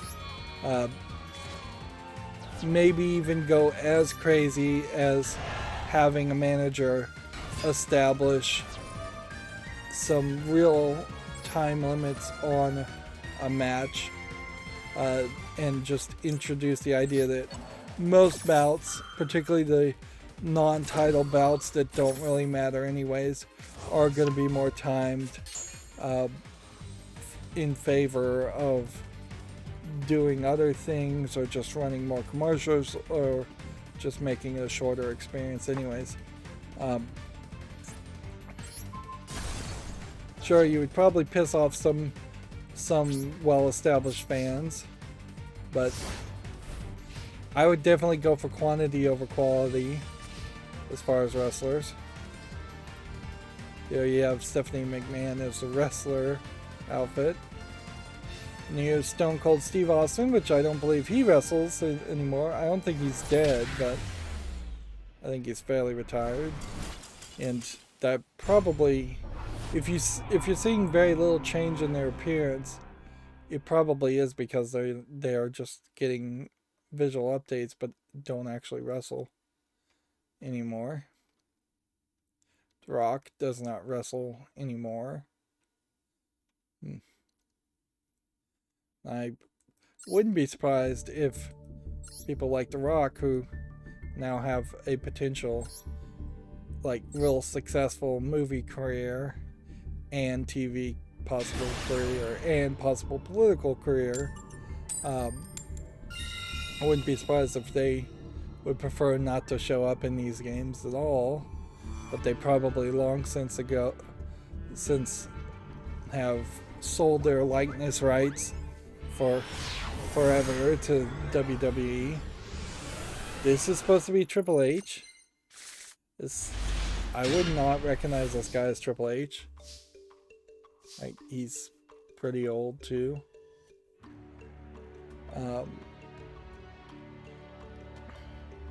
We're still just at like the tease. I don't think the Ultimate Warrior has wrestled in a long time, and he is more one of those legacy characters that feels like they're bringing in. But honestly, I think even amongst the legacy characters, there is a problem of not bringing in a lot of the older, lesser known characters. And that could definitely be a selling point for a wrestling game, is if they brought in people that wrestled for a month or so, particularly if there's no big controversy around that. See, here you have like X-Pac, but of the people who were in D-Generation X back in the day, I'm not sure everybody is there, nor even if they are there. Here you have The Undertaker. The Undertaker is by far like one of the most growing pathetic and sad stories as far as wrestlers, in that he is just still wrestling once a year, and he's, I believe, somewhere around his 70s at this point. Yeah. And that's that whole gallery, and I wasted a ton of time on there.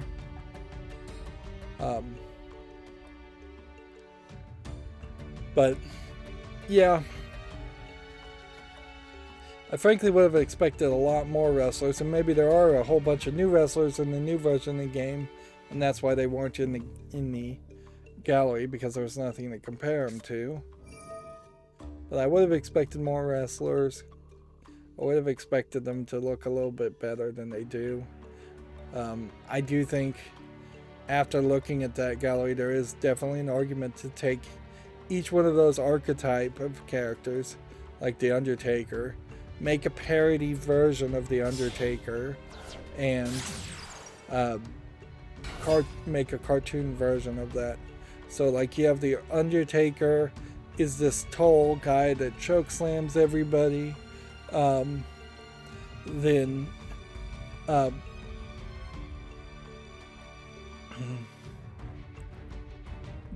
you make a character called the Overgiver that is like 3 foot tall and always loses.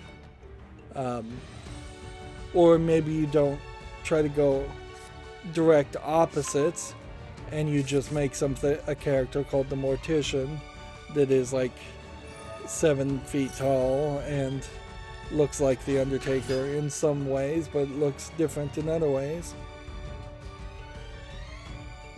One thing that animation has a history of letting you do is simplify what has to be animated. So if you introduced what is effectively like a Teen Titans Go style of art style around the WWE, you could take the important aspects of the Undertaker, the hat, and maybe the chest tattoo gets turned into a necklace to be family friendly, and then the big black coat, and you just focus on like those aspects, the black clothing, the coat, and the hat, and then you can get rid of all the other tattoos and the face scars and the beards and things like that, and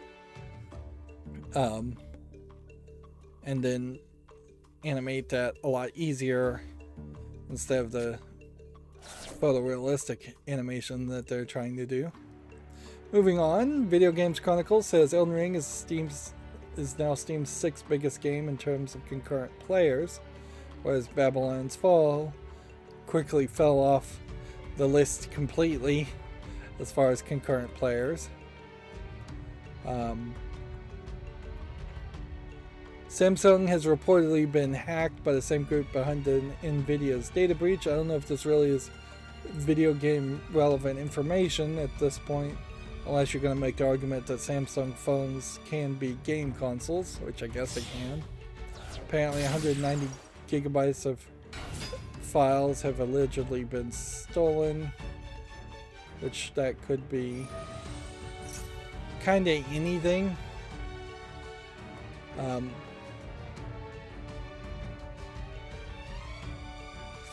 They apparently got some of their trust zone environment used for sensitive operations such as hardware cryptography, binary encryption, and access control, which that might be a big deal. The bootloader source code may make it easier in the future to unlock Samsung devices. And source code for Qualcomm and Qualcomm technology used for authorizing and authenticating some Samsung accounts, including APIs and services. So the Samsung Password Manager may get hacked, which that might be a big deal if you're using the Samsung Password Manager. There could be also other things, since Samsung does a lot of different things. There could be information there that leads to Samsung TVs being hackable, or other Samsung washers, dryers being hackable.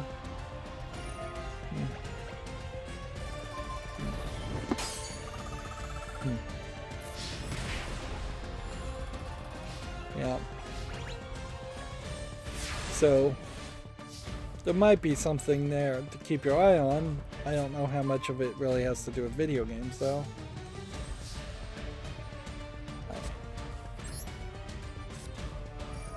Let's see. Moving on. Bethesda has again trademarked a potential new game called Spy Team.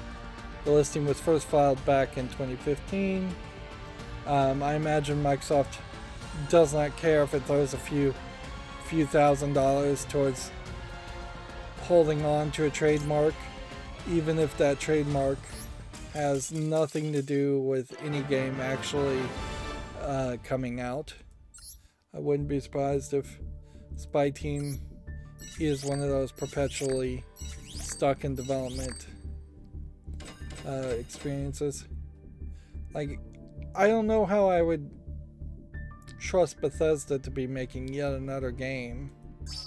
That seems fairly crazy.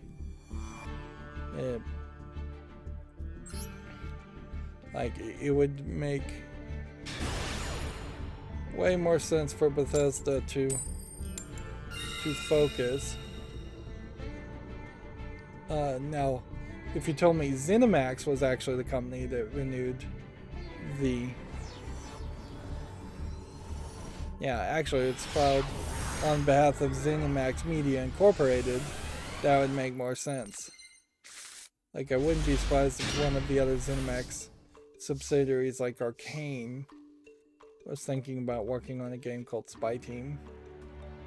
But Spy Team also feels like a very generic name, so holding on to that trademark is probably just a remnant of ZeniMax trademarking a lot of things and being very litigious about suing people who have games that are even slightly close to the names of their games.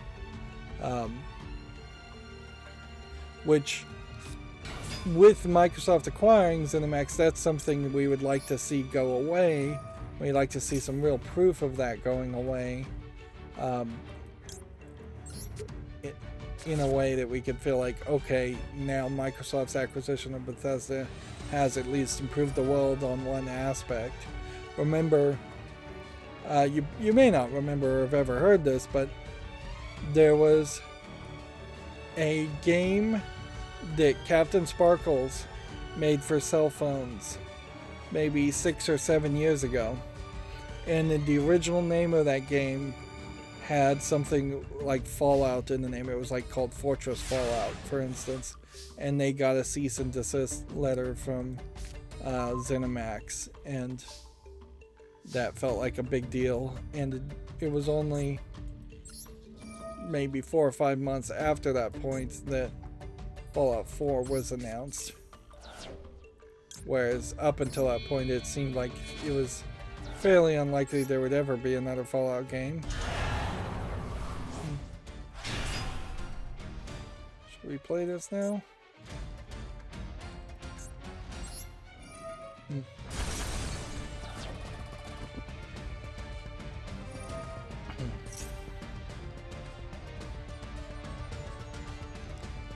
Let's see. Moving on, the Kaito Files expansion for Lost Judgment will be released this month, according to Video Games Chronicles. The Yakuza Veterans Nagoshi Studio has seemingly already changed its logo, which I could see them just changing things up. I could see this actually just have been a placeholder art anyways. But what this logo probably indicates, if this was the old logos, that this would have been a temporary one, more focused around movies, where this one feels like it's a more generic experience. Darn it, didn't play fast enough. I only needed one win to get the gold tier 5. And I lost my win streak. This is a pretty rough logo, I would say, if this is the new logo. But I think that's what they've done. And I can see the idea here is they want to get away from it feeling like a movie production only firm or business, and being more open to doing multiple things. Here's that article I mentioned, the Nintendo 64 Classic. I'd almost put classic in a question mark there, or in quotes. Glover is coming to Steam, and it's out in 6 weeks, which are arguably is probably pretty easy to just port a game using an emulator to play on Steam. I also wouldn't be surprised if, since I think this was a rare game, I wouldn't be surprised if it's using basically the same code that you would kind of expect other rare games that have already been ported to use, if there were other rare games. I don't know. I feel like I am speculating too much there. Like the article says it's actually being developed by Puko Interactive, who now owns the license. It was first developed by Interactive Studios and published by Hasbro. I'm expecting that probably this achievement, though. I mean, this engine is very similar to other engines. This definitely looks like a Banjo-Kazooie type game. The thing about Glover in particular, I don't know why they're showing me an Elden Ring video here. The thing about Glover that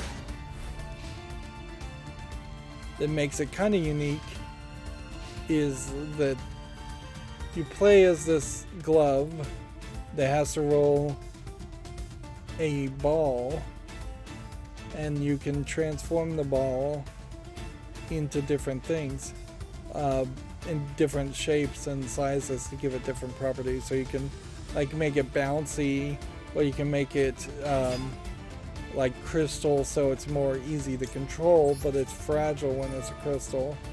So there's trade-offs you make each time. And then clearly there's a score, and clearly there's some collectibles. Oddly, there's a health bar and a life bar. That's a little weird. Sequel was planned but never released. And they're saying they'd like to release a completed version, the new Pico Interactive, of Glover 2, since it was close to completion when it was canceled. Originally it got 7 out of 10 from Edge magazine as far as Glover. I definitely found parts of Glover kind of frustrating, but it was definitely kind of an interesting game. Although I think it is worth mentioning that Glover is the kind of game that I would have only played on the Nintendo 64 because I only had so many Nintendo 64 games. In a modern world on Steam, I think it's very believable and possible that nobody is going to really sit all the way through the frustrating parts of Glover. And so that might create a very different situation.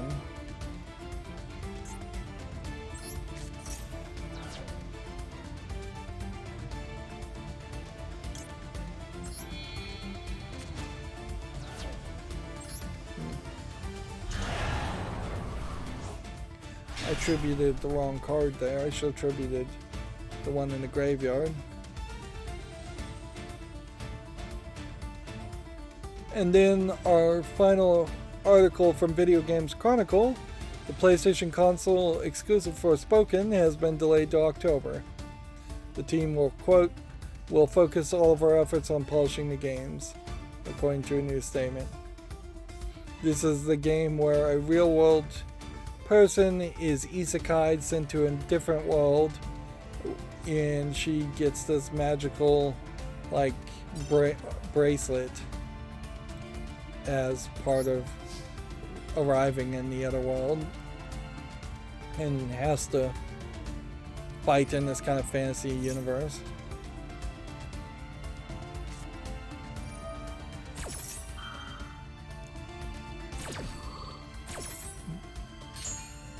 That's not a terrible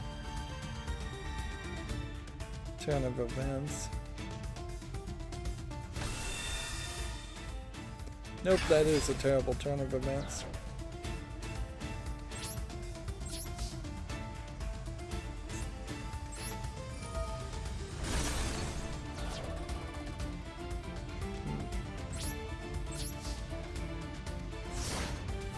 The problem here is this is a Square Enix game, and Babylon's Fall just was thrown out to fail by Square Enix. And previous games, a lot of previous of these Square Enix games have been thrown out to fail. So you'd almost hope that the delay was an indication of them actually trying to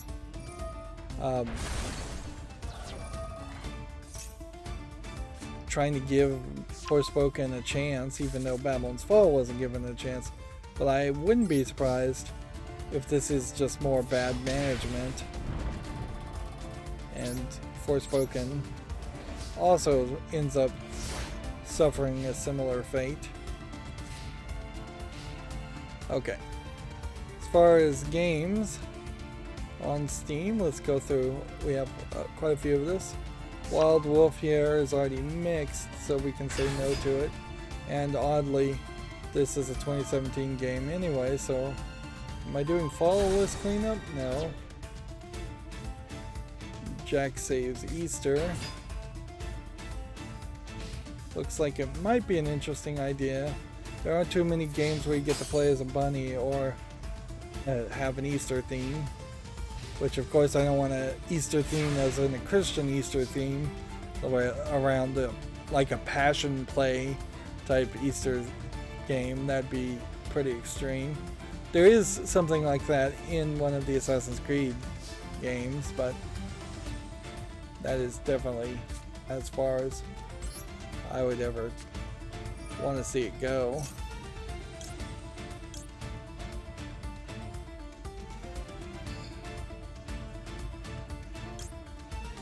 I've messed up here.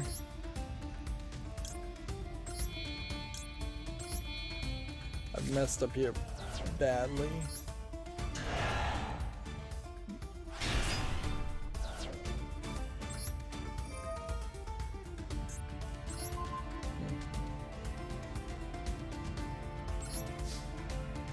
Because I'm gonna like attack this, and it's probably gonna twist and summon another Blue Eyes.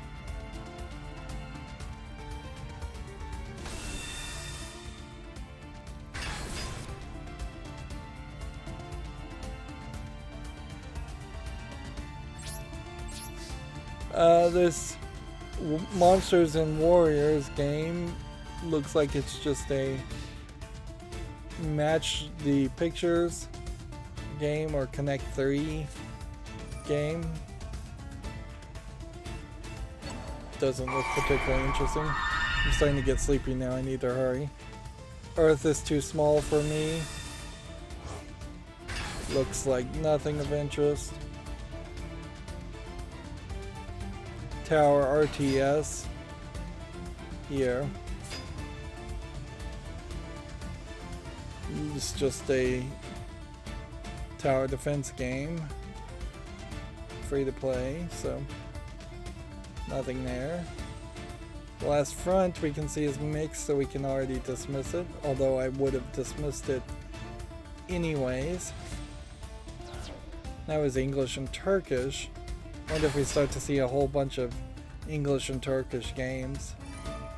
Like, I could definitely see Russian game developers trying to funnel their games and their money laundering operations through the Middle East and supporting different languages because of that.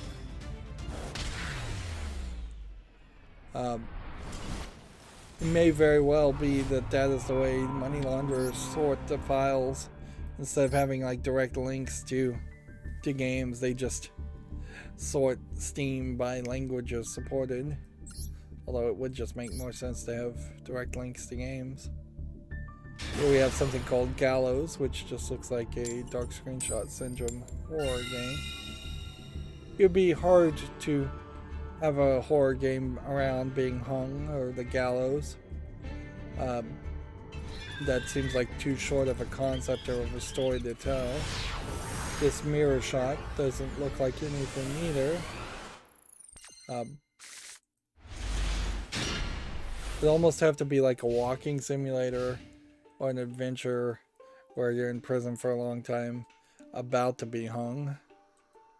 Harbor Tycoon does not look visually polished enough here.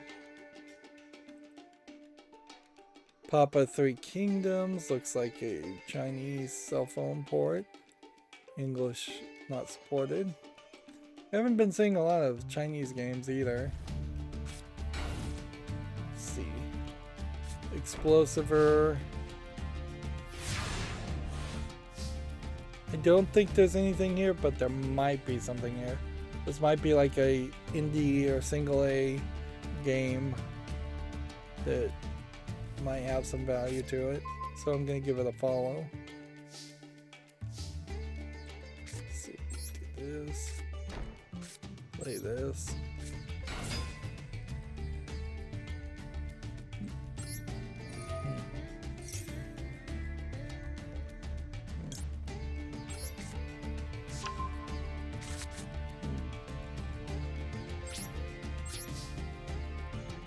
Here we have something called Big Field 2042, which is clearly an asset flip joke troll game. True AAA quality, it claims. Gonna say no to that fairly easy. Mercer Meal looks like garbage, so nope. Tales and Pines is one of these furry sexual content nudity visual novels. I don't get the Pines per se. I get the Tales. I'm gonna say no to that also. I don't think I'm ever gonna have any inclination to play a visual novel based off of anthropomorphic animals. If anything, I think that is just a great indicator of the types of visual novels I can very easily start rejecting, as I'm going to, moving forward, try to reject more visual novels anyways. I just don't have any real desire to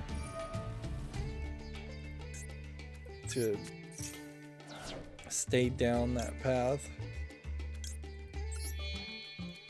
of playing mediocre visual novels, or even less than the best of the best of visual novels.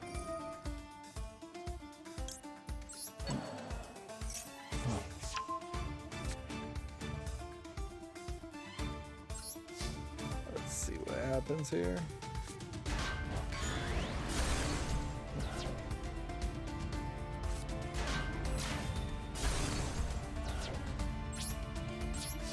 See.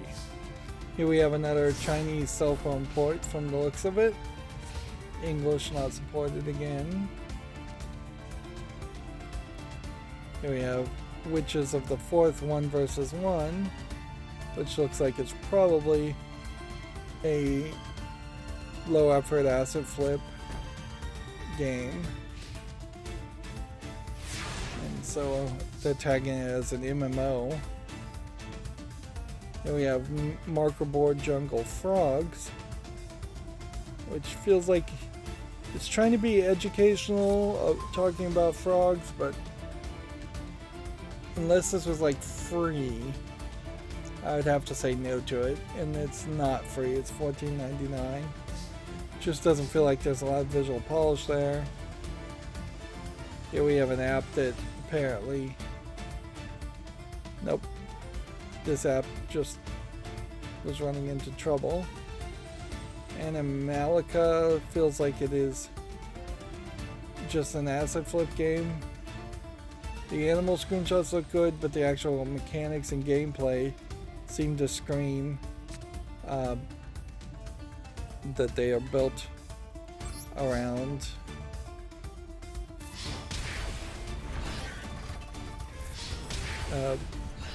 Just an asset flip, or just a low, unthought out of concept, a poor concept. I don't know what I'm really trying to say here.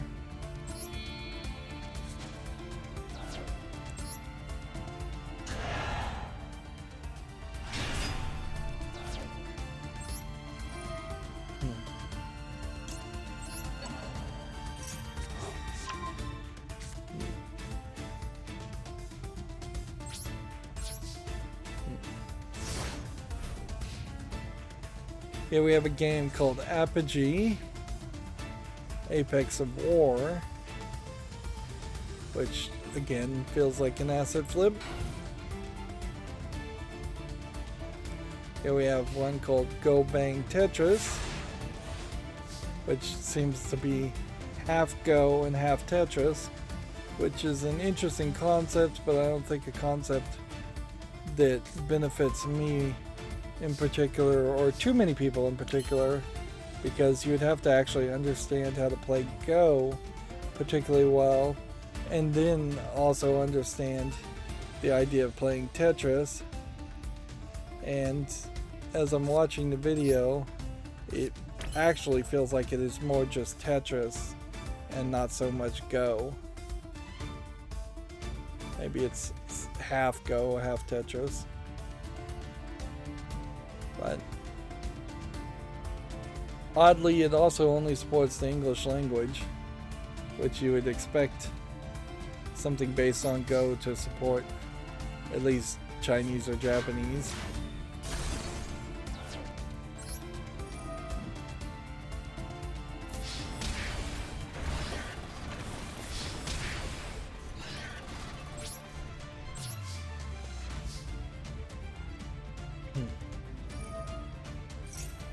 Let's see, Gemetsu. I may have left a few of these, closed a few of 10 tabs that shouldn't have. Gemetsu really hasn't had anything new since Friday, or not that much new since Friday, and I guess that kind of makes some sense. But the ESRB has rated them fighting herds for everything. This is the My Little Pony Brony fighting game, inspired fighting game. It's not actually the My Little Pony characters in the license there. Which the whole haha bronies are funny concept, I think, has probably disappeared, mostly from cultural consciousness, and My Little Pony in general, I think, has pretty much disappeared.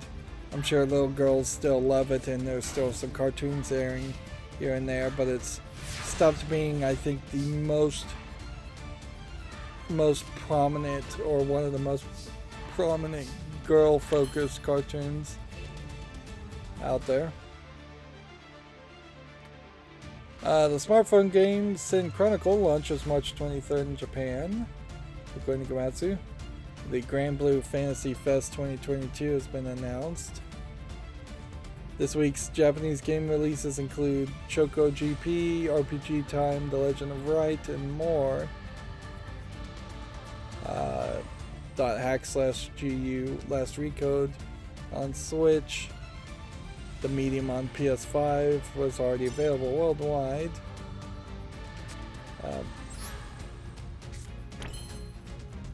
Can we do something here?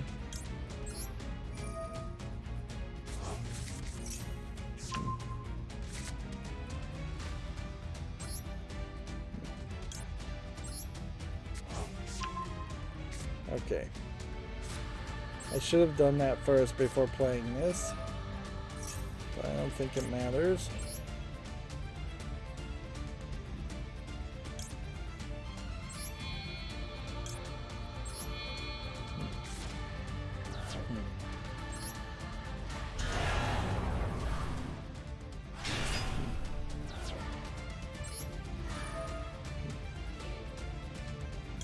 back that.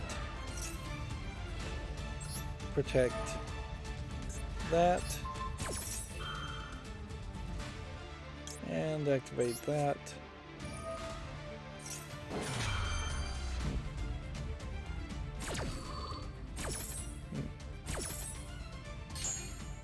Also, Tropico 6 Next Generation for PS5 and Xbox Series X or Xbox Series S is also available in physical. I'm trying to really win here.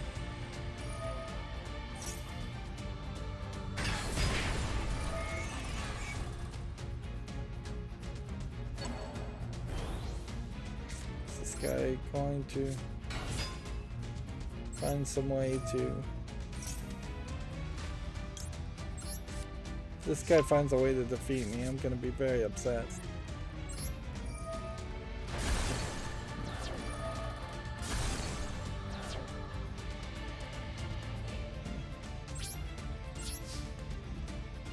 He may have done it, actually. I may have lost there. Of course, there's plenty of other digital-only games that came out this week.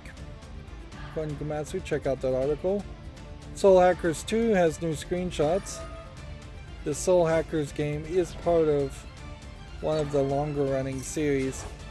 In a lot of ways, it feels like it's, if this is the game I'm thinking of, it feels like it's maybe a Persona game that is with some slightly older characters, which might make some sense. Getting a different target audience, not setting it in the life and the school environment that you would be living as a high schooler slash colleger person. Hey, I leveled up for whatever small amount that's worth.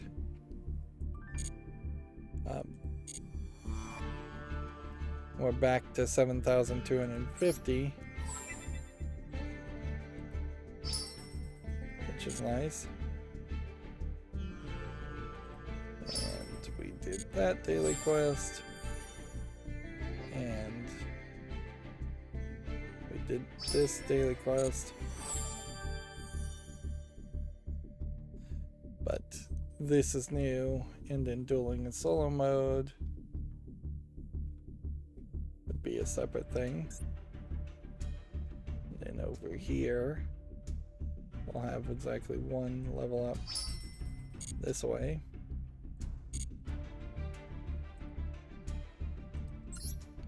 Let's go ahead and spectate. And while we're pretending to spectate, we'll cover more video game news and try and wrap up.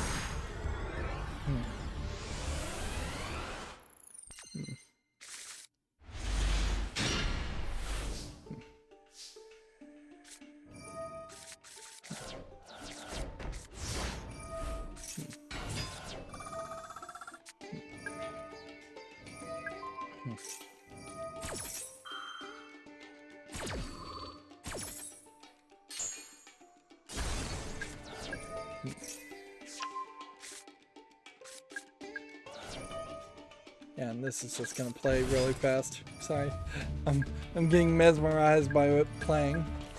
Gamatsu has Dolmen launching May 20th. This is not a game I recognize at all. I don't even know what kind of game it's supposed to be. Kind of feels like it's a maybe space first-person shooter. Almost feels like a Destiny clone. Seems to be swords, hacking, slashing more than shooting. They're calling it an action RPG.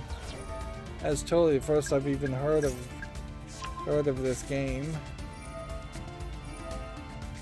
The Vengeance is Mine title song is going to be composed by the Oscar Award-winning Giorgio Moroder, which, okay.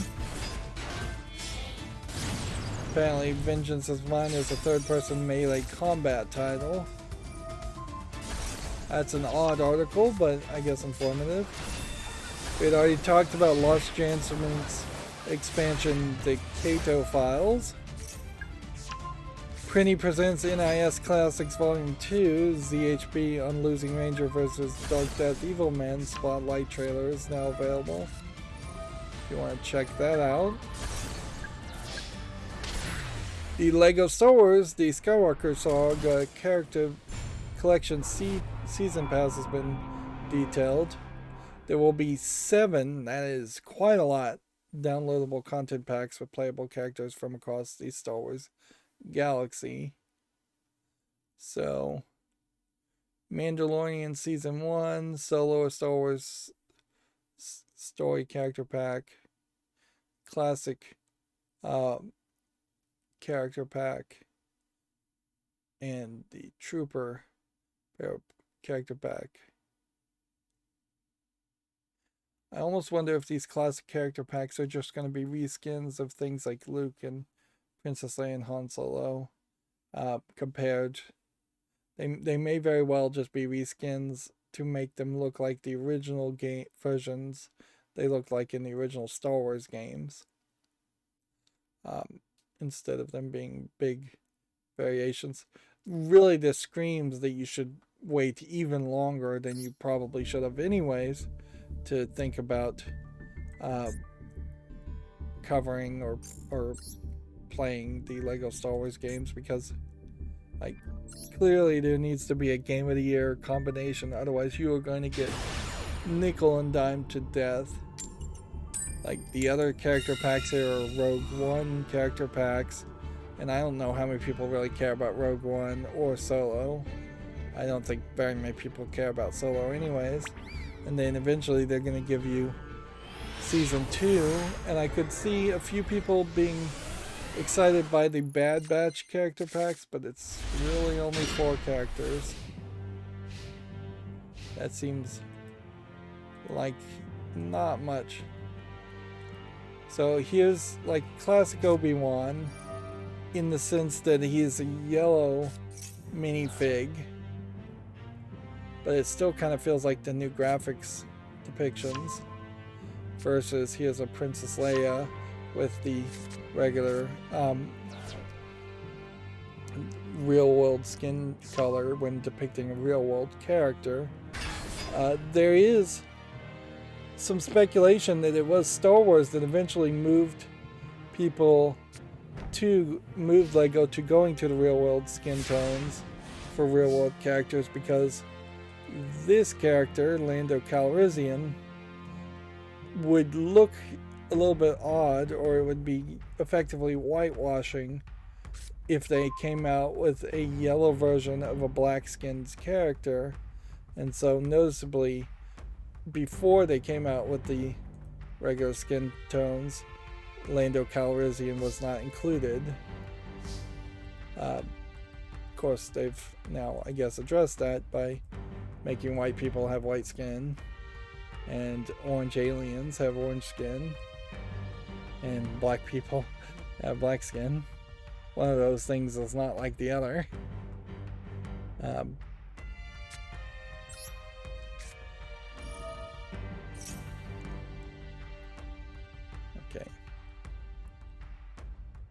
We gotta really hope this works.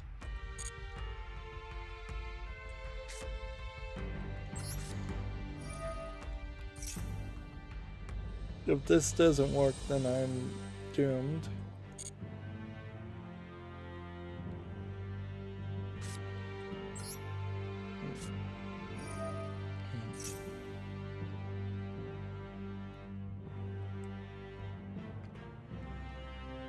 Bam. I definitely am not happy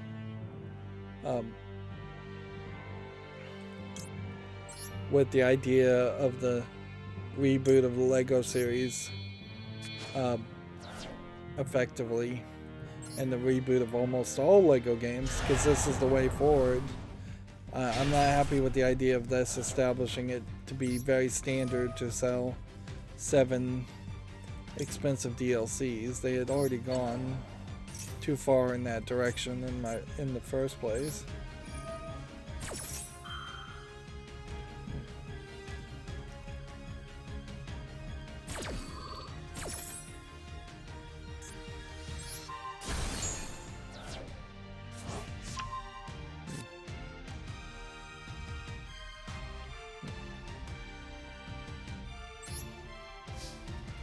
Oops, I should have played this, but whatever. We'll see if this trap does anything.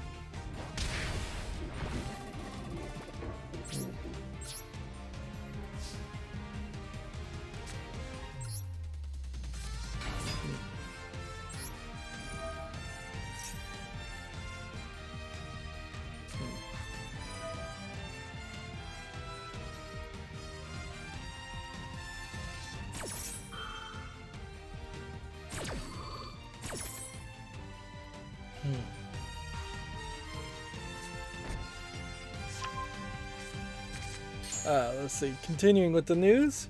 Apparently, Sold Out Sales and Marketing has rebranded as Fireshine Games. Rebranding reflects the energy and passion of who we are today. That being said, I do not recognize a single one of these games. I guess that's because all of these are new. Firekeeper, Abermore, Imp of the Sun, Silt, Brewmasters, and Shadows of Doubt. So, yeah. Seems like they have a lot of games coming out pretty soon. Just in the turn there. Let's see. Ender Lily's Quietest of Nights sales have topped 600,000. A PS4 and Switch Physical Edition pre-orders open March 8th. So what is it sold on so far?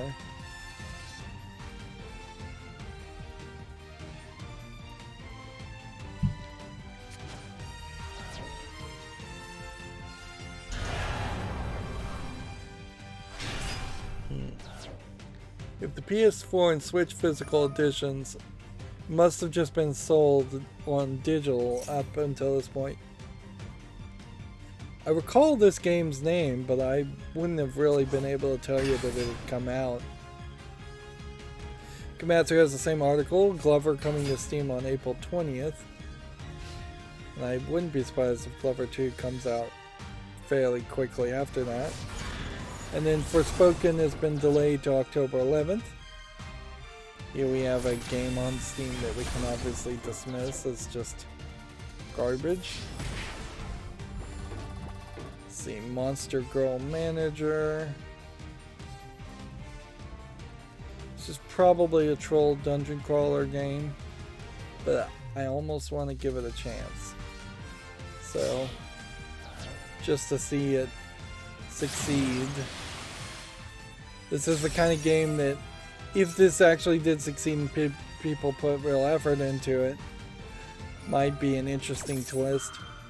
But almost certainly what would happen is, if this started to show some level of success, somebody else would make a better version of it fairly quickly and rip off the idea. Here we have one called 2 Against the Legion, which doesn't feel like much of anything.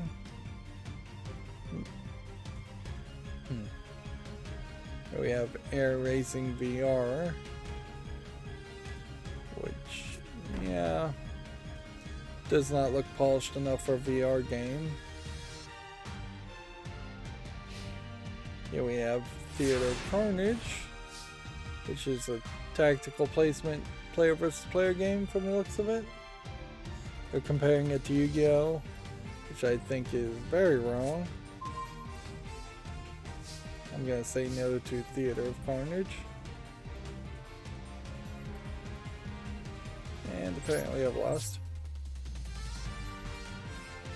Here we have a game called Tales from the Cache. And what I just noticed here is they're using the deny numbering system there. Let's see if we can pause on that. Yeah. No, I don't think that's deny numbering system as much as that is the ribbon numbering system.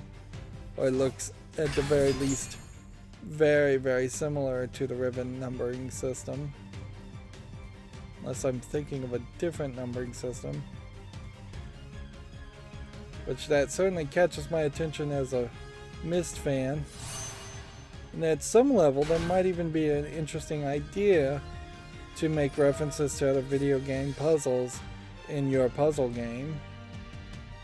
And so these are like geocaches as an idea and as a way of making a puzzle. It's not a terrible thought. It's early access and it would have to really prove itself, certainly. But it definitely is a different way to tell an adventure tale. Here we have the story of you, the Allied Kingdoms, which looks like nothing, really. Here we have something called Paint Warfare, which I guess is probably a Splatoon clone at best, but at worst it just really looks like an asset flip game. Either way, not particularly too interested in it. Yeah, since I do have a Switch going to be delivered to me at some point, Splatoon will be an interesting question, certainly, as to am I going to try and play the single player content on Splatoon? Can I even play Splatoon 1? I have really zero desire to play it online or anything like that. I don't think I'm going to get the online service or anything like that. Although I could be convinced, certainly, to get the online service. It really just depend on who I was playing with and who would want me to play with them. As far as the online services go. But yeah, I'm definitely thinking of trying to stay pretty conservative on the number of games I play, and I'm really going to end up spending extra time on it and a certain amount of finances too, I have to admit. Like if you spend $300 on a Nintendo Switch, that's $300 less to spend on the next Steam sale. Not that I'm gonna run out of Steam games anytime soon.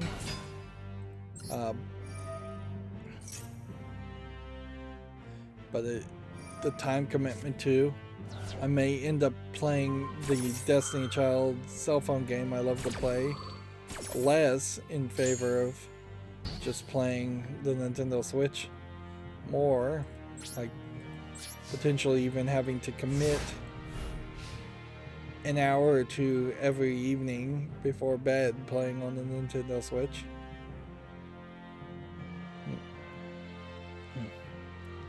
Just so I can get through the games relatively fast. Here we have a game called Ancient Military, which is another Chinese cell phone port. So yeah, definitely will be another distraction. Here we have a very ugly, simplistic Chinese game on Steam. So we may be getting back to seeing Chinese games, and we may start to see quite the disparity between the number of Chinese games and the number of Russian games as the political situation changes or stays the same. This Mystery Solitaire obviously is a no. So if we start to see one Russian language game per stream and we're saying 10, 20 Chinese language games, and that would have to be basically English and Russian and English and Chinese. Anytime you have something English, French, German, and Russian, you can't really count that one. This, of course, is just a jigsaw puzzle, so I'm not going to say yes to that. And Escape to School here, we can pretty well dismiss immediately. But yeah, I wouldn't be surprised if we start to see close to zero English and Russian games, which if it at anything might make the whole process of looking at every single game that comes out on Steam a lot easier. This game is already on the follow list, so I'll leave it on the follow list. see, WTC Recruitment Day. Looks like a low effort visual novel. 59 cents.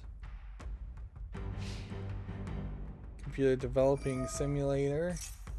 Does not look visually polished enough compared to something like PC Building Simulator, I believe is the name of the actual game that they're trying to look like. Here we have something called Tit Talk, although oddly no sexual suggestive content, although I would argue even the title is somewhat suggestive. When you actually look at the game though, it's total garbage. 59 cents. Actually, I was very shocked when playing Chip's Challenge at just how much content and how visually polished Chip's Challenge from like 1995, I believe, is when it came out. Just how much better it looks compared to something like this. The only real problem I would complain about as far as Chip's Challenge is that they fairly quickly introduce so many different items and concepts that each puzzle can be very random as to whether it's a maze or whether it's an actual puzzle to get a key, or whether it's to do something else, or just outrun enemies. What they effectively did was make a sandbox game where you could make multiple different types of puzzles and didn't put in enough of a narrative or a connecting gameplay mechanic. Chip does not do one specific thing above anything else, so him getting the ice skates to walk on ice is not anything unique or something that would happen more often than him getting the water flippers to swim in water, or the fire boots to walk over fire.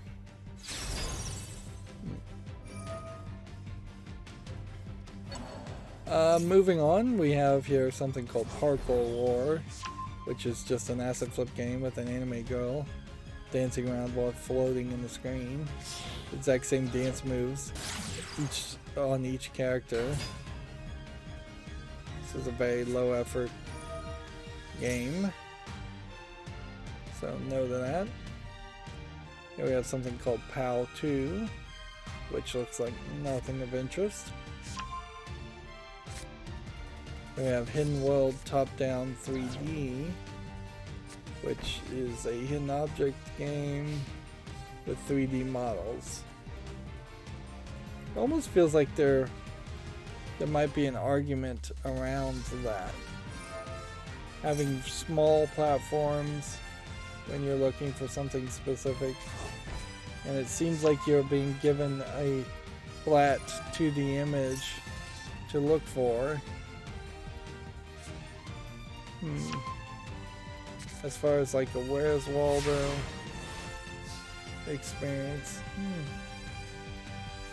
I don't know if I'd actually ever want to play a hidden object game, but that one looks different enough that I want to give it a chance and put it on the fall list. Okay. Please work. Otherwise I'm gonna lose.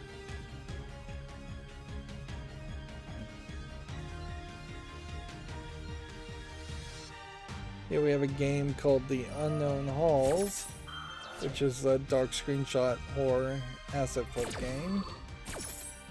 So obviously no there. Here we have a game called Hyde, H-Y-D-E, not too far from Haiti, which I believe is H-Y-D-E-E.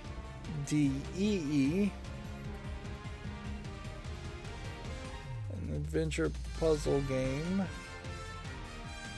Might be good. I'm not thinking that there's any guarantee of that, but there is a small chance, enough to put it on the fall list. Here we have a game called Grimace Run, which I don't know if they really have the trademark for Grimace as a name. Although a big purple blob named Grimace may not be distinct enough to be trademarkable by McDonald's. But why even set yourself up to be potentially sued by McDonald's? It's free to play, and it looks like garbage.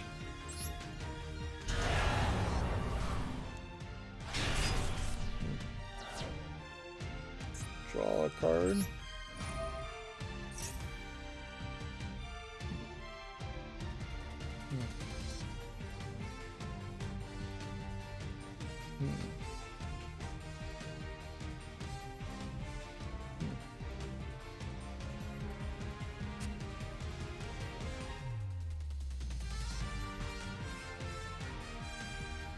Here we have a game called Darkspar, which looks like garbage. I'm trying to maintain momentum here, but I'm also getting distracted, certainly. Here we have a game called Set Sail, which looks like a visual novel. I kind of like the animation style of this character in this one shot, but I really don't like this animation style or this animation style. This one's alright. And then you start to, this character's fine, but then the background animation looks pretty bad, and this looks awful, and then this looks completely disconnected. And like, so there's a real inconsistency there. And I just lost, and I think I could have won. I think I just want to return to the menu. At this point, I don't think I have enough momentum to swing between the two.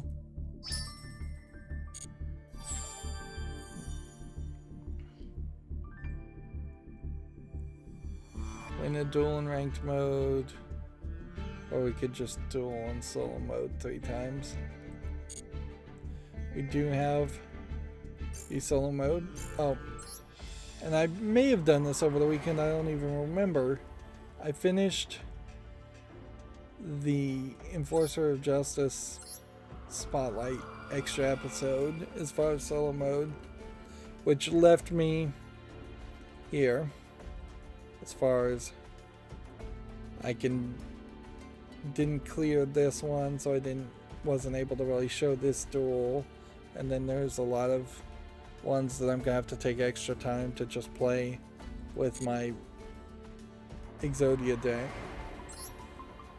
But at the moment, while we still have these solo play decks, it would make a lot of sense to just jump in here and play this way. Also, I may not have the timer issue so much. Yep. There's no timer here, so I can just play at my own rate. Meanwhile, we have a game here called Perfect Ball, which looks like nothing of interest. Here we have Vacation Adventures Park Ranger 9, which is a hidden object game, so obviously no. And then here we have Hunter a Hunter, which looks like nothing. Let's see if we can play this. Special summon this, face up, and then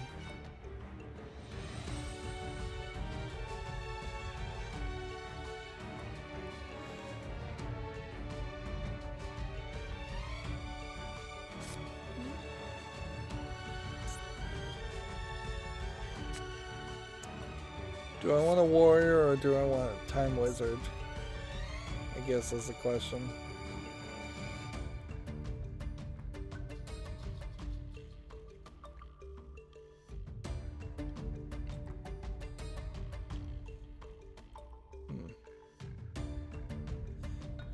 These are purple fusion cards.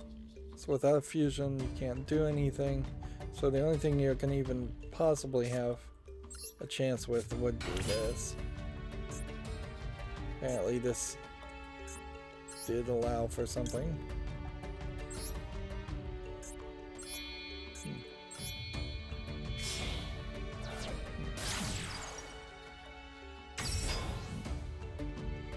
$1,800. Not good enough. Let's see. GameDeveloper.com has an article here. EA is suspending game and content sales in Russia and Belarus. We may have already covered that. Swinging and skateboarding as an adorable spider in web. This is, I guess, pretty much just a road to IGF advertisement for a game that's not even on Steam. I don't think yet.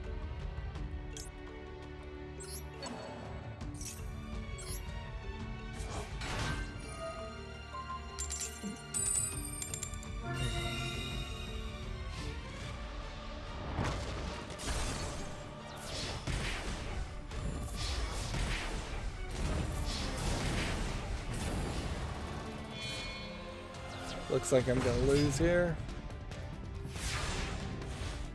Unless Time Wizard saves the day. Or I want to play this.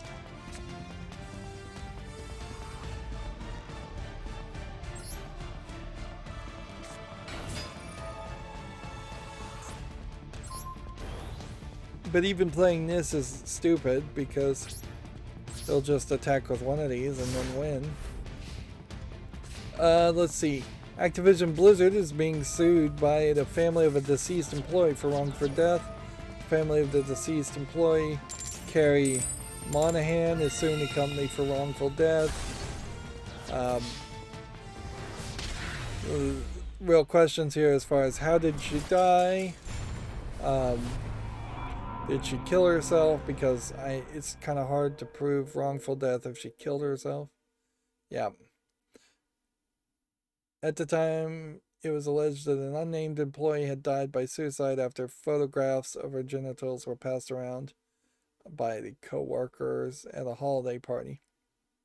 Alright, well that might be actionable. Certainly, I could see a jury deciding to side with the family on that one. What it would really boil down to is that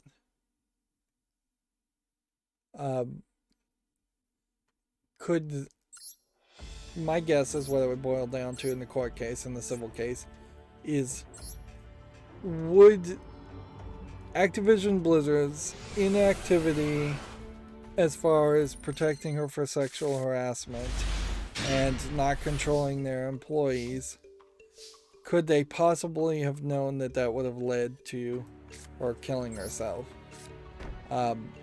Is there any history of mental illness that Activision Blizzard in particular was aware of?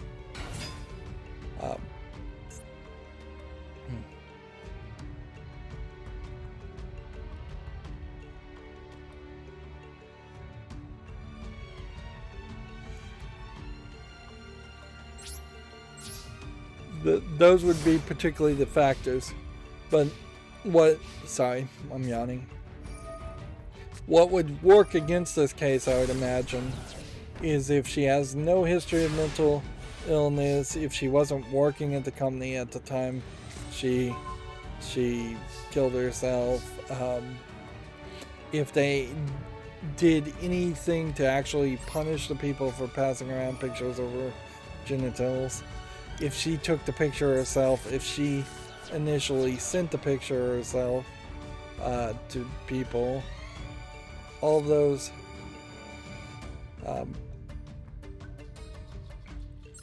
could be major factors.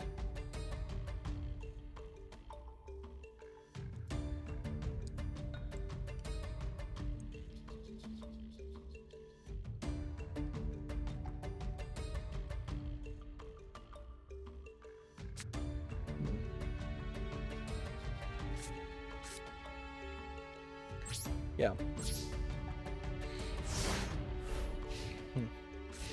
yeah, there could be a lot of arguments that would have that fall out of a civil court case.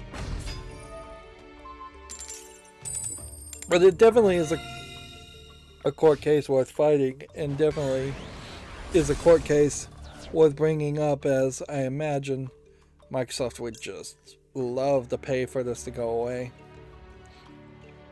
I also heard there's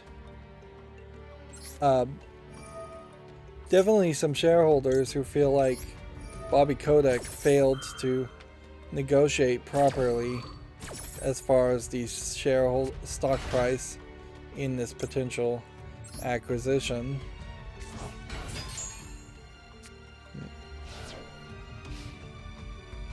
And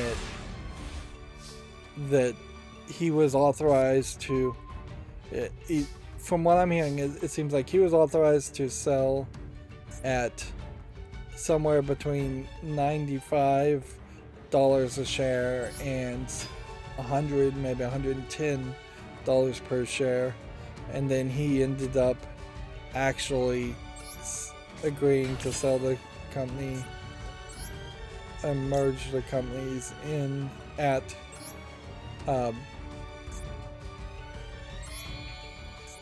not at $93 a share, which that's kind of not acceptable. One would have to say, doing something you're not authorized to do by the shareholders does not seem acceptable. Moving on, Activision Blizzard, Epic Games, and Take-Two halt sales in Russia. This list again will just get longer and longer. The GMG union has secured a fairer contract for G/O media staff following a strike. Quota members were out on the picket line every day, and their tireless efforts secured better working conditions for all unit members. Now, I don't know what G/O media is, but this is certainly a precedence being set as far as any union effort actually succeeding in the video game world. And you need even the smallest of victories to show that unions can be effective and that they aren't just going to take their dues from the employees and not really fight for the employees, which a lot of unions do earn that reputation, unfortunately. Alright.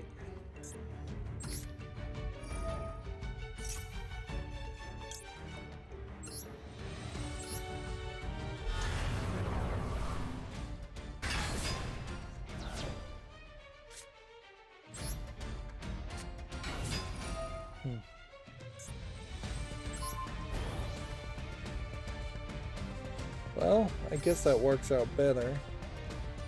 We do this.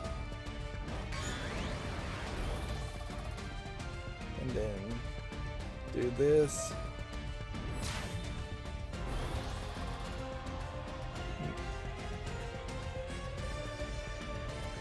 I don't think this turned out as well as I had hoped.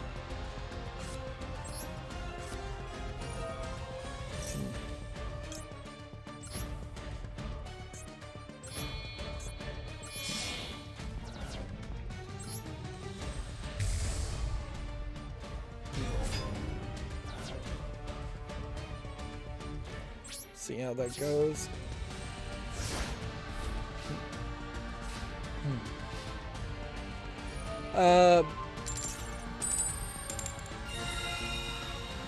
Oh, so this isn't actually a video game company at all.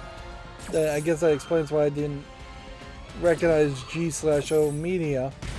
The open-ended strike was a result from employees from Geo Media-owned publications like Kotaku, Gizmodo, and Jezebel standing together in solidarity to secure key demands.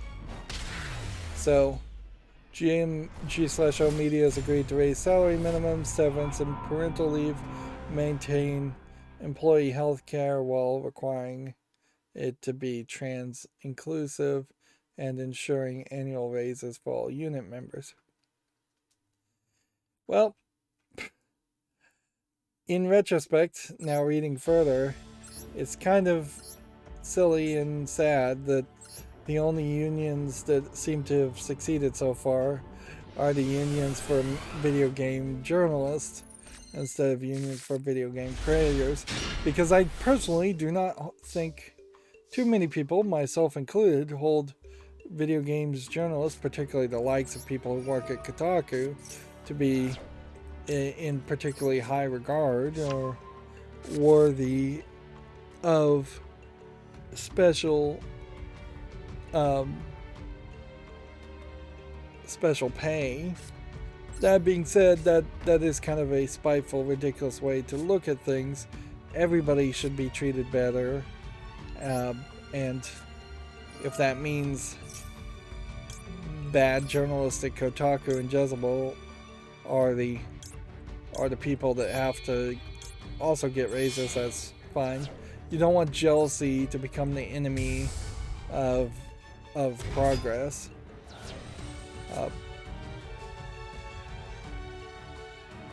So, yeah.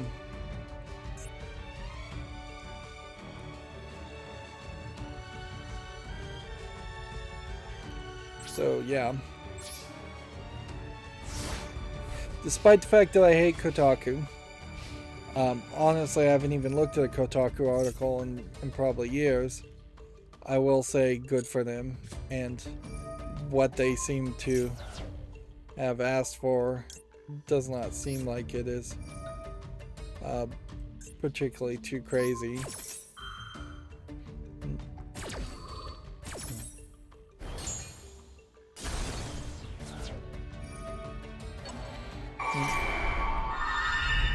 Moving on, GameDeveloper.com's last article here, it says the Halo Infinite multiplayer lead has departed 343 Industries. News comes around 3 months after Halo Infinite launched, which that seems fairly typical, but it also, in this case, feels a little weird because Halo Infinite definitely does not feel like a finished product.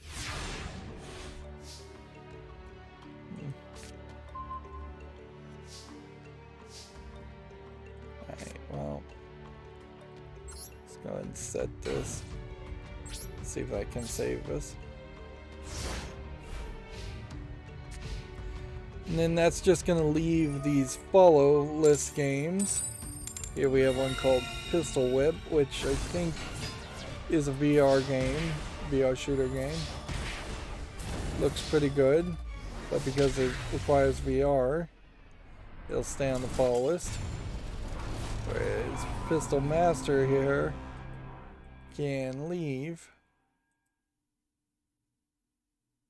Yeah, although it does have some visual elements I like. I think it has to go. And see, this is the one case where looking through everything alphabetically might turn out to be pretty well. Piratopia is early access and it's an MMO. So I'm going to get rid of it because it's an MMO. Pirates of the Asteroid Belt. I think we can say no to. Particularly since we know if we were going to play a space game, we would play the Bethesda space game. So that goes. Pirate Island, I think, can also leave the fall list. These are all seemingly around March 2021. Pipeline VR, I'll give it some more time, but I'll probably end up having to say no to that also. Pipe Dreaming VR, the Big Easy. 2 VR pipe games. I think this one looks worse, so I'm going to take it off. And then Pipe Connect is a non-VR pipe game. So if we can get one pipe game that's good, I'll get rid of the others. Pinball Lockdown. I'd have to make an executive decision on whether I really wanted to play this, and I think I'd probably have to be pretty desperate to say yes to that, but I can leave that on the fall list. Pinball FX2 VR. This is one of those games that would have to be gifted to me, and arguably there is no reason to even want Pinball FX2 VR when Pinball FX3 is just around the corner and very possibly is going to have VR support just built into the base game instead of buying it separately. And then we have a game called Pillow Below, which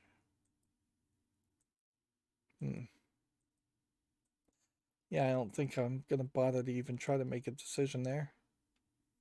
I'll just leave that on the fall list.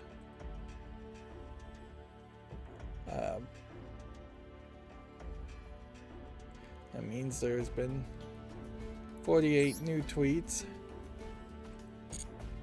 since we started streaming. Did I do enough here to get the solos done? Yes. That one. And that one. We can leave these ranked duels for Wednesday.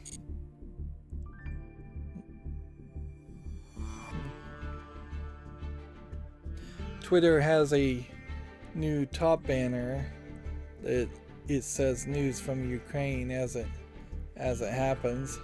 So they've made a special advertisement, and thus my ad blocker didn't block it.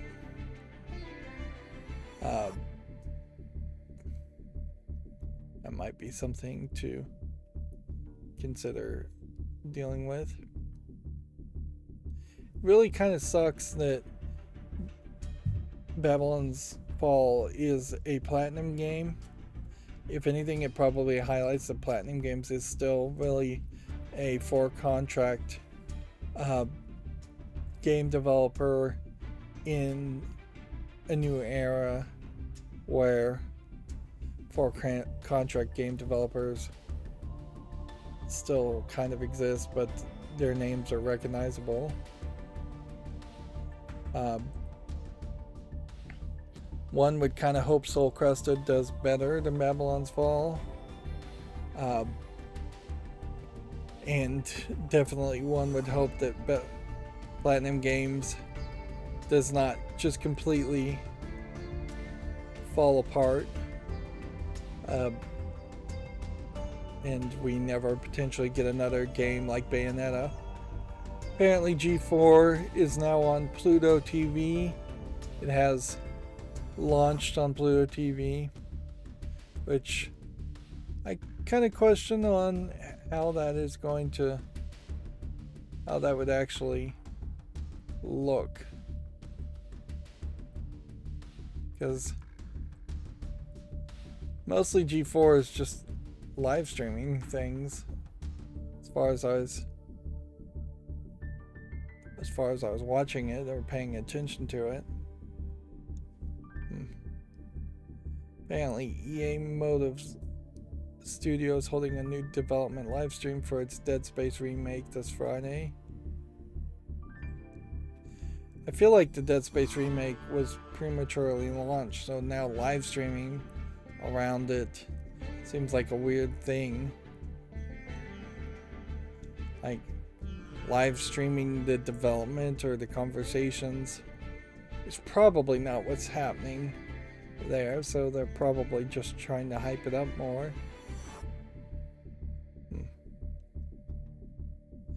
The Sifu full Mandarin voiceover update is now available according to Gamatsu if you want to change it to full Mandarin Chinese as far as the dialogue.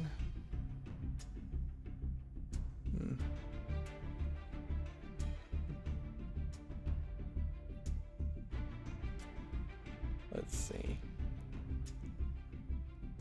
Apparently Take-Two Interactive has likewise announced a stoppage of game sales in Russia. according to GameDeveloper.com. I'm just going down my Twitter feed to see the new news instead of running my macro. I don't even know what Pluto TV is, really.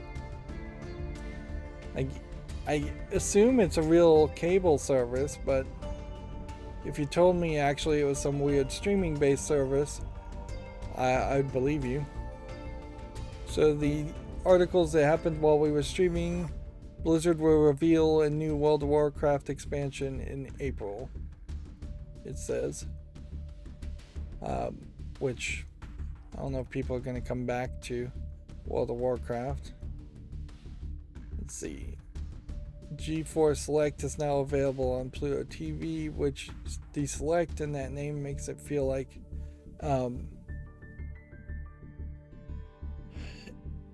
let's see. G4 Select, the network's free ad-supported streaming version of its content. G4 Select offers the best of G4's array of programming, including newly relaunched editions of the beloved G4 shows that Tekken show Ninja Warrior and X-Play. They're bringing back a Ninja Warrior. The new content is including Name Your Prize, and Scott the Waz esports events, interviews, and more, specifically catered for fast audience. I don't know what the fast audience. I don't know what that is.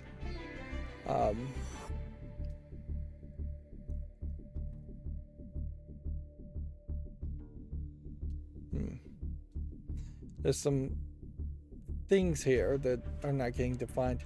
And you know what? HTML turns out has things, tags like abbreviation and definition, where you can literally put in abbreviations and definitions of words, and just nobody uses them.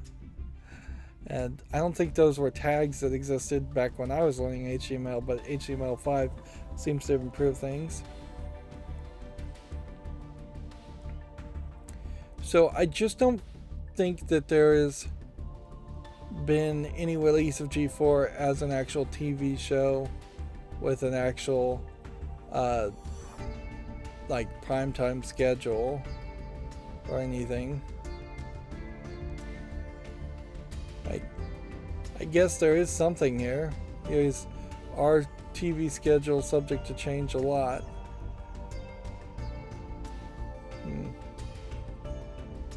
But then I don't know if you have to just click on that picture.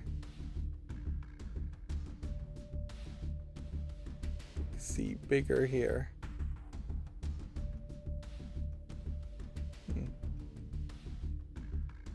Seems like the picture's not getting much bigger. I know I'm zoomed in a lot, but their website is a mess. Certainly, as far as G4.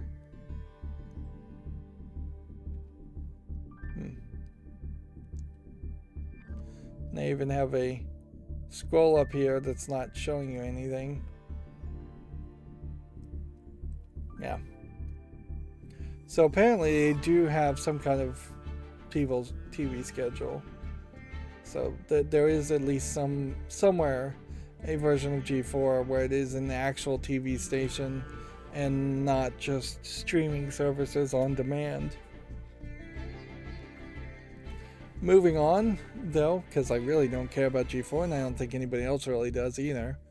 A new Dead Space remake developer live stream is coming on Friday. It'll take place between 10 a.m. Pacific time it'll take place at 10 a.m. on March 11th. And then we had this Pi.exe game on Steam, which I'd probably say no to, but I'll give it a follow anyways. And yeah, that is going to be it for this stream. I managed to make it all the way to the end. Go 3 hours and 24 minutes, except for the break that took about 10 minutes in the middle there. And we'll see you on Wednesday. As always, I ask you to like, share, subscribe, comment, and watch every second of my videos. If you want a friend or follow me on any social media sites, there's a whole bunch of links down below. And if you want to support me further, there's a link to Patreon, or you can friend me on Steam and get me a game off my wishlist. Thank you for watching. Have a good evening.